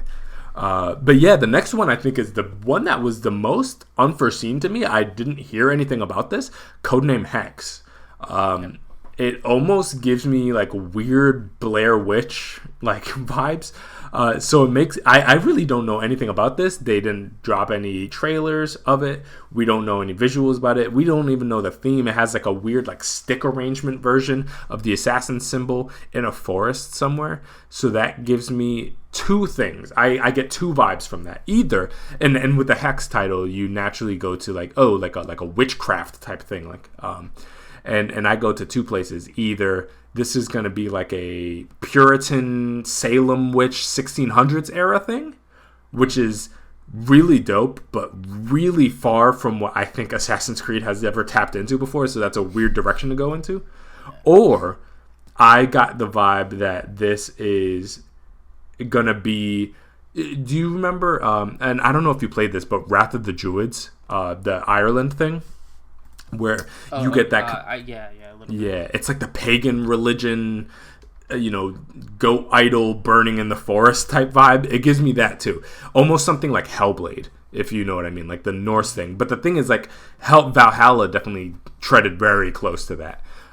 So those are the two places that I could even think of that this might be even tapping into with the name Hex and that whole vibe. What are your thoughts about this? This is a weird one. No, yeah, I had the same ideas. I was like, well, okay, so obviously Hex, and even when the symbol we saw the symbol reveal, I guess. Yeah. With the sticks, and then it flashes. There's a sort of witchcraft symbol that shows up on pentagram type thing. Yeah. Yeah, it's like So obviously it's something witchcraft. I don't know what time it'll take place. I'm those are two good guesses. I agree with you. I couldn't think of any other time you would do it. It does make me think if they were to go the Salem way, how? Yeah. How does that look? I'm more even curious the feel of the game. If this even is almost more a horror style Assassin's Creed game. That would be awesome. That'd be kind of cool. It would make kind of sense the way they didn't show anything. So I don't really know, but I wonder if just because they kept emphasizing that, they were like, again, we're jumping gun, but just the way they showed, Mirage is going to be such a almost throwback, and then Red's going to be showing us that the character is a ninja, obviously going to be really based on stealth.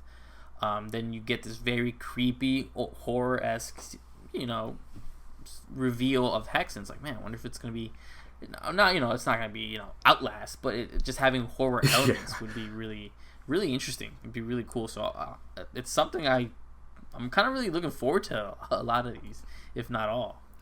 Yeah, because I'm kind of thinking, like, in my head I'm visualizing, like, let's say it is Salem. I doubt it, but let's say it is. Like 1600s. What does that actually look like? And then I'm thinking, you're walking through these cobblestone streets. You got these corrupt priests. Disease are ridden, and all over the place. They're executing people like crazy. There's that kind of religious pressure, and that immediately brings me back to like that kind of corrupt religious leader vibe that we saw a lot in like 2 specifically, 2 Brotherhood. They can totally bring that spirit back with this one, because it has the same tension. Like especially when you go to like Victorian England and the grittiness of like what you'd see in some of those games. A lot of that spirit was in the United States at that point too, in the 1600s. So yeah, I think having one set in Massachusetts, and also they've been in the Americas before, especially when you talk about 3 before. So I think it could work. We just need more information, because obviously we're in super speculation mode at this point, because they haven't even said they said Hex. So I made the guess that we're going into Salem. I could be completely wrong about that, but yeah, I think they're going into a very different direction, and I think they played a lot with different places before, but they haven't really played with themes before. All the Assassin's Creed, for the most part, have had similar themes, and I think things started changing a little bit with Odyssey, where in Odyssey you got this very almost like epic theme to it, where it's like this story of the ages, the Greek gods and everything, and then in Valhalla you get this very kind of occultic, pagan, warlike vibe to it that is a slightly different theme than the previous ones. So I think they're starting to experiment with things where it's like maybe Hex is the direction, where you said like maybe, it just has a straight horror theme to it, that I think would be really, really awesome because the games I don't think have had an intensity like that since, what is the one in Paris? What is the name of that one? Unity, right? Unity, yeah. Unity had an intensity because of the revolution happening at that time. I think since then they haven't really had that spirit. So if you're in like a world that's like falling apart, that's super intense and everybody's on edge, I think that is a great setting for like a dark assassin walking through dark roads, taking people out thing. Like that's like the perfect setting for it. Hex is going to be very interesting. And then the next one is something we knew lightly about from the rumors, that there was going to be a mobile title, AC Codename Jade. This one seems to be taking place in China. And this would not be their first foray into handheld Assassin's Creed before that kind of do its own thing. So this one's not necessarily a massive departure for them. What do you any thoughts about Jade? It's interesting. I wasn't mad at it just because, again, we got so much Assassin's Creed. So obviously we know Assassin's Creed, they want Assassin's Creed to be everywhere. Yeah. And you can kind of pick and choose what you want to do. So, it'd be interesting to, I think they said you get to create your own character. Mm-hmm. And again, I don't know how does open world game work on a mobile device?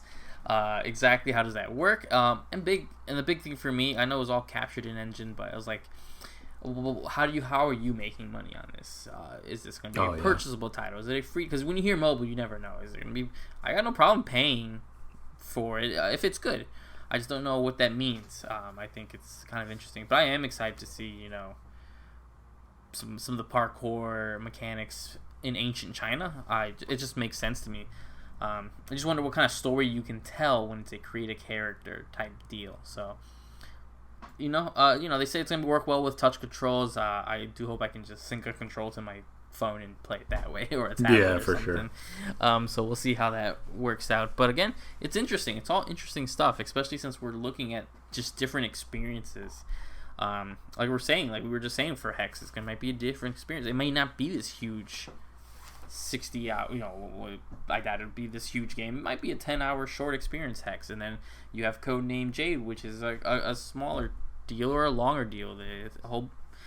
I see that they avoided using the term live service, so I'm curious to see what that means for the full fledged of this game, because they didn't want to say it was single player. They just said it was open world. We'll see how it goes. But it looked interesting. I wasn't mad at seeing the small teaser trailer for it.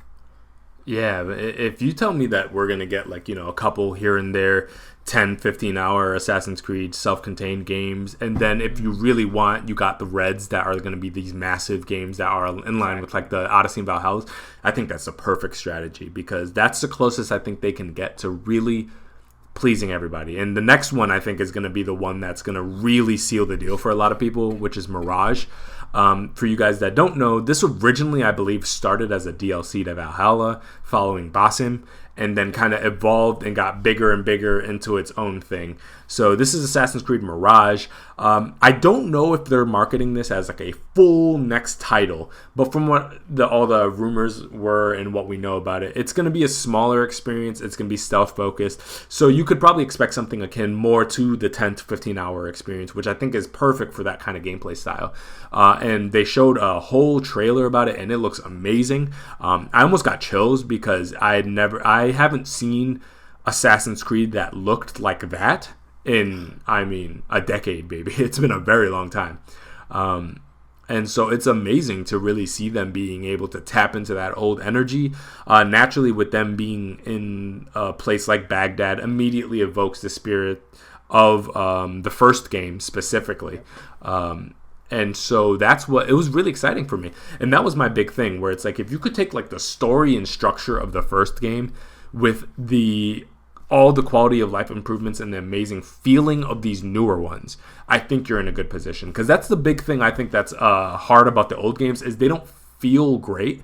Some of the parkour is pretty good, but walking around, is just really tough, and the guards are so hyper reactive to everything you do that it makes it really tough to play as somebody who went back and actually played all these games. They're really tough, those early ones. And so if they're able to have that great feeling, but going back to stealth, where like all those old mechanics they don't really tap into anymore, where like you're keeping proximity to somebody to listen in on their conversation, or you're pickpocketing people, dropping in from the ceilings, getting bits of information and intel from different people.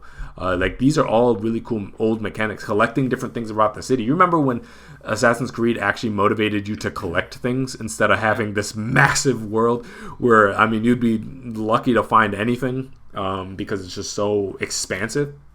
But that's what I'm really hoping for Mirage, where it's like, to be honest, one city and some outskirts is all I want out of Mirage, to be honest with you. I miss those days where it was just like, we're in Italy right now. You get this part of the city, a couple of different other parts, a little bit of the outskirts. That's it. That's all you need. I think things really, like, I think Origins was great, and then Odyssey took it to a whole nother level where I'm ready for it to kind of rein back in a little bit. What did you think about what you saw with Mirage? Well, yeah, you can imagine I lost my mind. I bet, yeah. Being a bigger fan of the more original Assassin's Creed, especially those early ones. Yeah. Seeing a trailer that just invoked so much of it. You know, Assassin's Creed always started off with their big pillars, and I think they even talked about it here with stealth parkour assassinations. And tell me that trailer was not full of exactly that.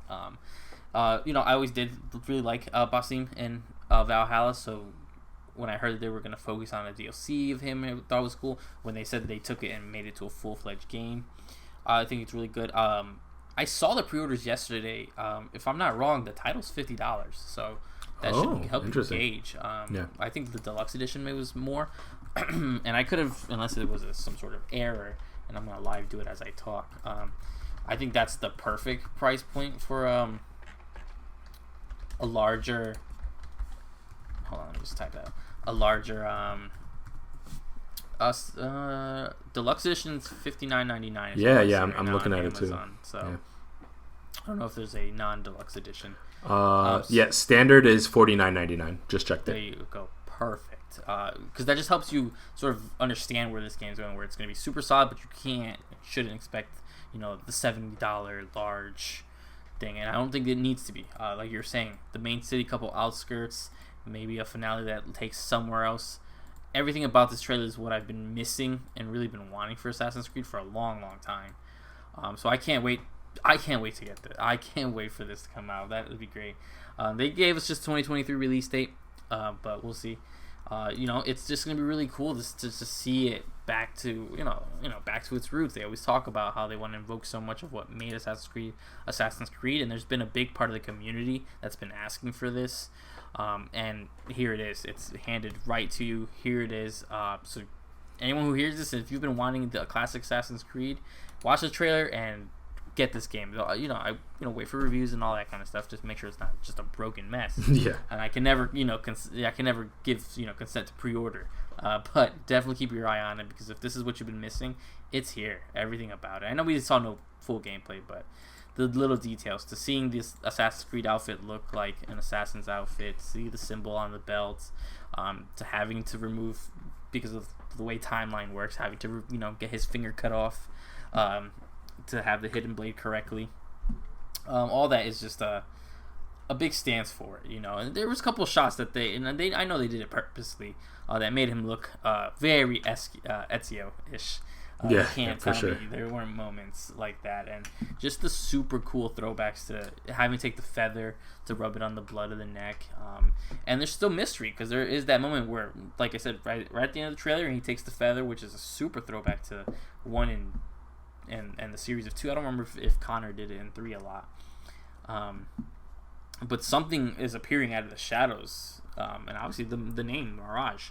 There's lots of cool things that I'm just really looking forward to. Maybe that's where they start just opening up some other concepts that are in this universe. So I can't get over how excited. I've seen this trailer so many times just because it's so good. It's such a good trailer, and just such a throwback to those classic Assassin's Creed days. The ones that the 1 to 4. Yeah, totally. And then the next one, pretty exciting, Assassin's Creed Valhalla, Last Chapter. I know a lot of people rolled their eyes when they saw this.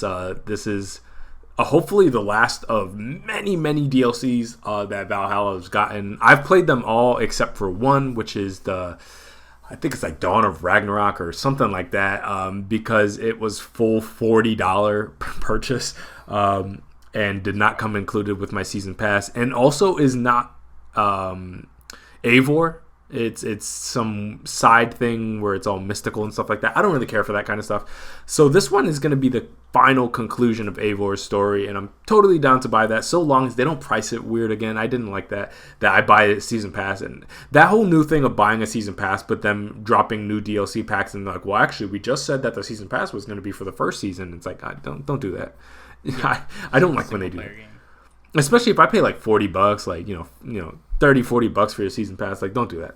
But yeah, I'm probably gonna play this. I played it so far. The other DLCs, so the Siege of Paris and Wrath of the Druids were both very good. So I'm down to try out this one. And also there was that interesting Odyssey crossover that was like really off too. That was wild. So yeah, Valhalla's had more than its fair share of DLC. So I'm definitely gonna play this. From what I remember, you haven't even beat Valhalla, right? So you probably wouldn't play this. Not any time. Well, they didn't give a release date, but not anytime soon. And that's that is a game which is funny enough. I know I enjoyed a lot of it. I do need to reinstall it and just kind of get back into the flow of it. It's a lot though, because the game was just so much. Yeah, it is. And right when we both got it right when the Series X was coming out and these new consoles coming out, so I'm playing all these new games at the same time, and I liked a lot of what I played in Valhalla. It was so time consuming. Now that I have a little more time, and that I'm 90% sure I'm going to give up on Saints Row, and I get The Last of Us, maybe that's kind of that. It's just there's so much coming out, not the back burner game, but there's like really nothing I'm playing on Xbox, and maybe that'll make that's my Xbox game. That's the game I'm playing on my Series X, Assassin's Creed. That's it. So it might roll through that, but it is interesting to see that it's gone on this long. I mean, again, this game came out around the launch of the consoles. That's already been 2 years, right before the Xbox. Yeah. Because I started on my Xbox One S and then transitioned into my Series X. So it's been a long time. So to get a final, be like, all right, this is the end of Eivor's story. It makes sense, especially for people who kind of want that nice, like, clean cutoff. I'm sure the game will leave mysteries for other games, especially since the way they're setting up Assassin's Creed in general. But I do think it'd be really cool when I ever get to that point that I beat it. I'll have this just more continuous story, and I know when to end. Like, I know when my Assassin's Creed Valhalla, my journey with Eivor, I know when it'll end. So that'll be exciting. And the next one, the game that seems to never come out, but we keep hearing about, Skull and Bones trailer shows off ship customization and the trading network of the Helm. I already have said previously, ship combat is literally what kept me from finishing 4. So unfortunately, it's definitely so far from what I hate ship combat in games. So I'm definitely not going to be playing this one. Are you any more excited for Skull and Bones now that you've seen this? No, not really. Which is weird because I enjoy pirates. I like pirates. Yeah. Like that whole sort of vibe. Everything that we see, but every time we've been seeing this game for what feels like forever. Literally since 4. This was a spawn off of 4. Mm-hmm. The ship combat is something I didn't enjoy in 4. I never even played Assassin's Creed Rogue because of it. Because I think on the cover of Rogue, I think Rogue sucks. Is a guy in a ship. So. Then I see this trailer and it just shows more of that, and I'm like, if that's all it is, if it is this sort of boat ship simulator, that's fine. For that, I don't want to play it. Not for me. Everything sounds fine though. A bunch of customizations, a bunch of cosmetics, and cross plays at launch. So it all looks fine. Just doesn't look for me. Next one, Just Dance 2023. I know you're Just Dance biggest fan, to be honest with you. I know you were excited to see this. What you think? I got nothing to say. I'm like, okay, another Just Dance. I can't believe they're still making that. Somebody's buying these. They have to be. They're buying them. The only thing I remember is the 2 years I worked at GameStop. Every time they launched one, there were families that were coming in to grab them on even Wii. Geez, these came out on Wii for so long. I think last year was the first one that didn't come out on Wii. Yeah, I was just gonna ask if these are still on Wii. So no. I want to say 2020 was the last one that came out on Wii U. I don't know when the last Just Dance came out on the classic Wii. I just know it went on for a long time because it's such an easy game to port. It was the same SKU as Wii U, so they probably just drag and drop it. But I know this one is not on Wii U. I know this one is not that I don't know this for sure. I'm assuming from what I saw on Twitter, this one is actually only PS5. Like, it's only the new generation. I don't think it's even PS4. They're not even PS4. I could be wrong, but I know they said slated to arrive this year was series consoles, PS5 and Switch. But I didn't watch the trailer. They need that ray tracing. Yeah, so there you go for whoever's buying them. There you go for you. Needed that 4K 60. We got The Division Heartland. I actually quite like Division 1 and 2. Heartland, I don't know much about. I'm totally down to play more depending on how that interacts with the Game Pass version of 2 that I have. I don't think I bought 2, so I don't. Is this DLC? Like, I don't know much about the Heartland. Do you? No, so Division Heartland, it's gonna be its own thing. Is it gonna be the third one? It's not the third one. Oh, I don't want because I'm gonna hit you with your favorite words. It is a free-to-play version of the Division, being made by a different company, not a different company, but a different branch under in there. For a while, there were some rumors bubbling that it was going to be Battle Royale. They avoided saying that it was, or there will be a Battle Royale version in here. They did just say it's sort of multiplayer survival. You have to like build the town, it like base operation stuff. Everything I saw looked like Division.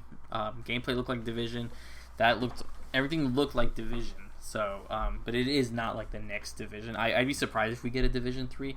But all we know it's that it's a free-to-play game set in the universe. Gotcha. That's all I know. See, that's why it confused me because it gave me DLC vibes, but I'm like, they never said it was DLC to 2, so I'm like, I don't know what this is. It'll be free to play, so I mean, we'll be able to check it out. I just don't know what to expect. Gotcha. Next, Mythic Quest Season 3, the show that I used to make fun of and then I watched and I actually really loved a lot. So yeah, it's getting a Season 3, saw the trailer, looked pretty good, pretty excited about it. Season 1 and 2 are phenomenal, surprisingly so. So if you are a fan of video games or video game development, and especially if you are a fan of Always Sunny and you like Rob from or the guy who plays Mac from Always Sunny, definitely check out Mythic Quest. Really, really funny. I think it's on Apple TV, so you might need that to watch it. But overall, really sick show. You haven't seen it, right? Not yet. Just because I don't have Apple TV. Gotcha. My friend did send me his login. He's like, yeah, here, because he wants me to watch this and some other show. Okay. So that's you two usually like collaborate once you tell me to watch something and he tells me to watch it. I know for sure. Definitely gotta watch it. Yeah. So I know I have to watch this. But I saw Season 3. I'm like, oh great. That means from all intents and purposes, I'm gonna love this show, and that means I get 3 seasons of it. So absolutely all for it. Next one is an interesting one. Brawlhalla is crossing over with Castlevania. Y'all know, massive Castlevania fan. I don't know if this is enough to motivate me to play Brawlhalla. Brawlhalla is one of those interesting games where like I've played it a handful of times. I'm surprisingly good at Brawlhalla, and I don't know why. Every time I play it, I'm like surprisingly good. But I don't play it very often because I don't find it particularly fun because I don't like fighting games like that, really. Like weird. Like it's not quite Smash Bros, but it's of that same vibe. Not really for me, but I do like Castlevania a lot. So I'm on the fence with this one. Like I might try it out because I'm a sucker for. You start getting the Belmonts out, I start paying attention. But any interest in this? I always appreciate the Brawlhalla thing. My main issue was you can't just, because it is a free-to-play platform, you can't just go in there and like unlock this stuff. You have to pretty much purchase them, and it's like you have to purchase. Oh, you have to buy that? Yeah, you have to like purchase coins to purchase this other thing that lets you purchase these costumes and characters outright. Because Brawlhalla did a crossover with Assassin's Creed, so that was interesting when they did that. But I went in there, you had to purchase it. Brawlhalla's done a crossover with like WWE, like everybody. Time.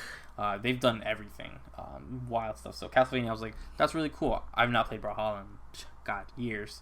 Mainly just because it got to that point where they were like nickel and diming for this cool stuff. Yeah.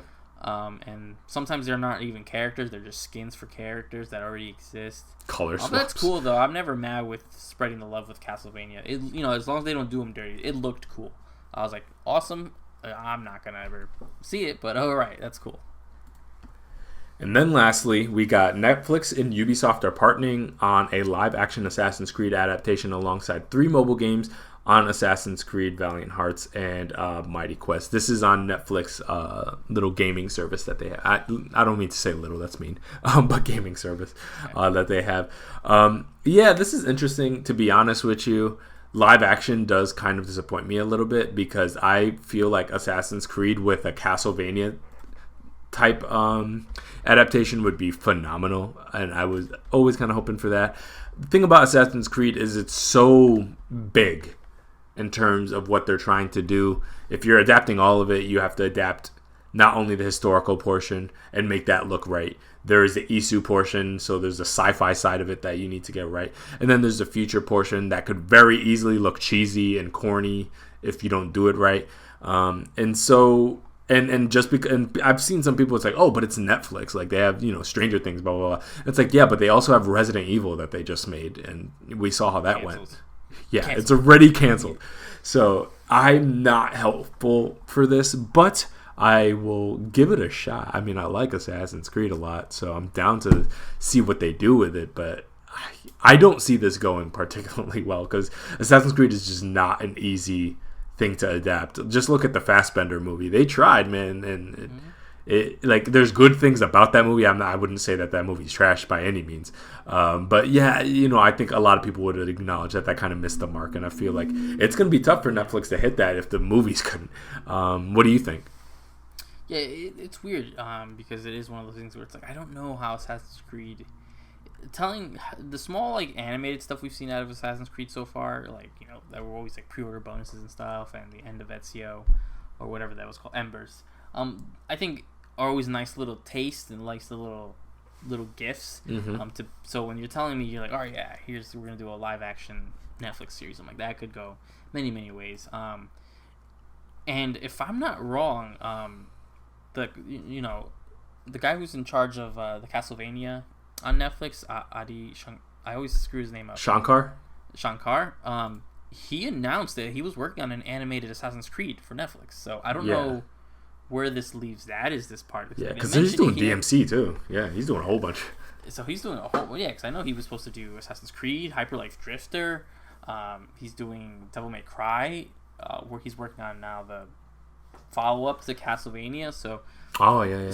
So that's all announced. So I just wonder where this... I hope for nothing that this was replacing that at all. I just don't know how this is going to work. I just feel like unless you focus only on one specific timing, it just doesn't make sense. But the other stuff, they're there. Netflix is in such a weird spot where it's like things are either really good or just like bad. It's such a weird thing with me where it's like you get things like Netflix is like they sometimes know what to do. Like they full-fledged on with Witcher and Stranger Things. Sometimes their animations are pretty solid. Sandman was pretty good. Yeah, Sandman I haven't started yet. Even their animation stuff, again, Castlevania, High Score Girl, which is an adaptation of a manga, really good one too. But then you get Arcane or whatever. Arcane was a solid one too. So, but then you get Resident Evil and all this other stuff that gets canceled immediately. I'll never forgive them for what they did to Cowboy Bebop. Death Note.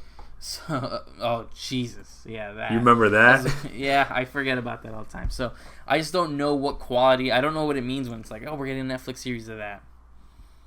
So I'm like, what? So I just don't. It doesn't make a lot of sense to me. But I'm willing to give them. They're gonna do it whether I like it or not. So I will give it a shot. I gave that Resident Evil show a shot, and I made it maybe 2 episodes in before I gave up. So I'll give it the good hard try if they're willing to. But I just keeping it there.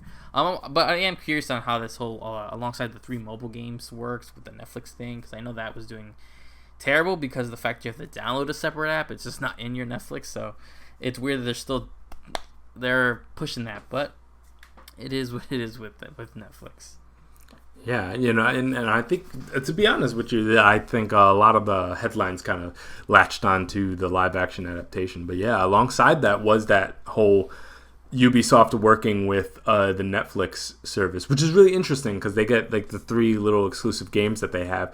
But also Ubisoft is also partnering with PlayStation on their service. So it's interesting kind of the game that Ubisoft is playing where they're in this middle zone where they're making these relationships, which I think is very smart because they had their own little thing for a bit that didn't really work very well. I forget the name of it. It's not Uplay, it's something else.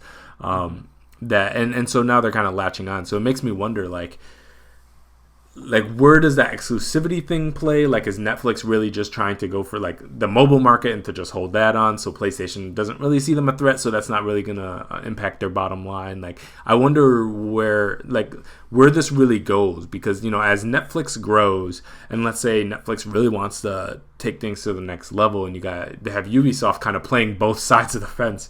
I would imagine that's kind of an interesting position for them to be, because you have people that are firmly in Xbox's camp, for example, that are like acquired now, but you got the Bethesdas, the Activisions, and then you got like EA, for example, with their relationship with Xbox in Game Pass right now.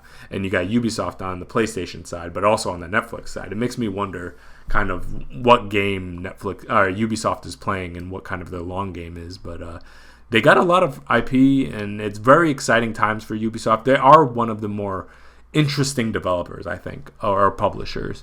When you kind of look at their slate of titles and the position that they're in, with so many of their IP, they have these Rainbow Sixes that are constantly printing money for them, I'm sure. Like the Siege type thing. Assassin's Creed is very much kind of an up and down type of thing. You got the Far Cries. So they're very interesting developer that I am excited to see what kind of comes of all these projects. And overall, what did you think of this Forward? Did you like it? It was really solid. Obviously I'm a little biased because you gave me a buffet of Assassin's Creed stuff. Yeah. But even the other stuff that wasn't even to my liking, we didn't discuss here, but they showed more of the Mario Rabbids 2 game. Oh yeah. They're dusting off my boy Rayman for something there, but yeah. What I usually, they try to get a little bit of everything for everyone, and there was, like, Just Dance was there, but besides that, a lot of hardcore stuff. I'm surprised they didn't just do a separate Assassin's Creed event, especially with the 15th anniversary, and there is more, they announced, like, a documentary that's probably going to be on something, so there's a lot there, but Ubisoft's got a lot of stuff. They've had a rough time, and people have been rough on them justifiably, us included. Because of how much respect and appreciation we have for them, we praise them when we do. I think we both enjoyed Far Cry 6. Oh, yeah. But there was also Watch Dogs, whatever that last God, Watch Dogs Legion game was. Legion. There you go. I always forget what it's called. Hate that game. That 2 weeks after launch, we both bought it for $5 or something like that. Something like that, yeah. Yeah, so it was wild times. But then you come back with the good stuff, and they're showing good stuff. Even if the stuff that doesn't speak to me, Skull and Bones doesn't look like a bad pirate game. It just looks like a pirate game I don't want to play. It's the same thing with that other one on Xbox, Sea of Thieves. I don't want to play because it looks nothing like I want to do it. But it also just doesn't look like it's bad. It just doesn't speak to me. So when you get a super solid Forward like this, it was long. There's no way you can watch that whole Forward. It's really, really long. But definitely choose and pick your highlights. Really solid, really happy with it, and again, it did help a lot that we had just gotten that bad Disney Marvel showcase right before it, so it made it look even better when you're hitting us on all the notes on especially Assassin's Creed. They drove home the Assassin's Creed nail really well, so they knew what they were doing. Yeah, for me, content-wise, absolute success. I think they could just take some notes from Nintendo on presentation. I think if they were to limit this to like a 30, 35-minute presentation and just hit you over the head with announcement after announcement, not even give you a chance to breathe, I think this shakes things up in a different way. I think this long stream style Summer Games Fest-esque like type thing, I'm just not into it. Like, hit me. Like, that's what I love about PlayStation State of Plays and the Nintendo Treehouses or the Nintendo Directs or whatever, that they're in and they're out and they don't waste your time. Ubisoft can use a little work on that regard. But once they kind of iron that out, their presentation, content-wise, they killed it. It's probably going to be a while before they have one that hits like this, just because they really showed off just about everything they can right now. The only thing I didn't hear about is, maybe a Far Cry or something like that. But they pretty much fired from every IP they got. So from that regard, I think they're in a good place, and I like the show overall. That was this week's episode. We got a big one for you guys. I knew 2 stories were going to take us. We're almost at the 2-hour mark. So hope you guys enjoyed the show. We're going to be back in 2 weeks with a whole bunch of other news. We're coming into the fall now, which is going to be peak chaos moment because all the games are going to start coming out. Stories are going to start breaking. It's going to be big. Nintendo's finally back. They're with Splatoon, and they're going to be coming back, and soon it's going to be Pokemon season. And then also, Bayonetta's going to be right there around the corner. PlayStation, Ragnarok, right there. And then Microsoft is doing something. I don't know what it is, but they're doing something. Maybe Forza Motorsport or something. God bless them. But that was the NeoVintage podcast. I'm Jabril, and I'm here with Steve. Hope you guys enjoyed. And we'll see you guys in the next episode. Bye.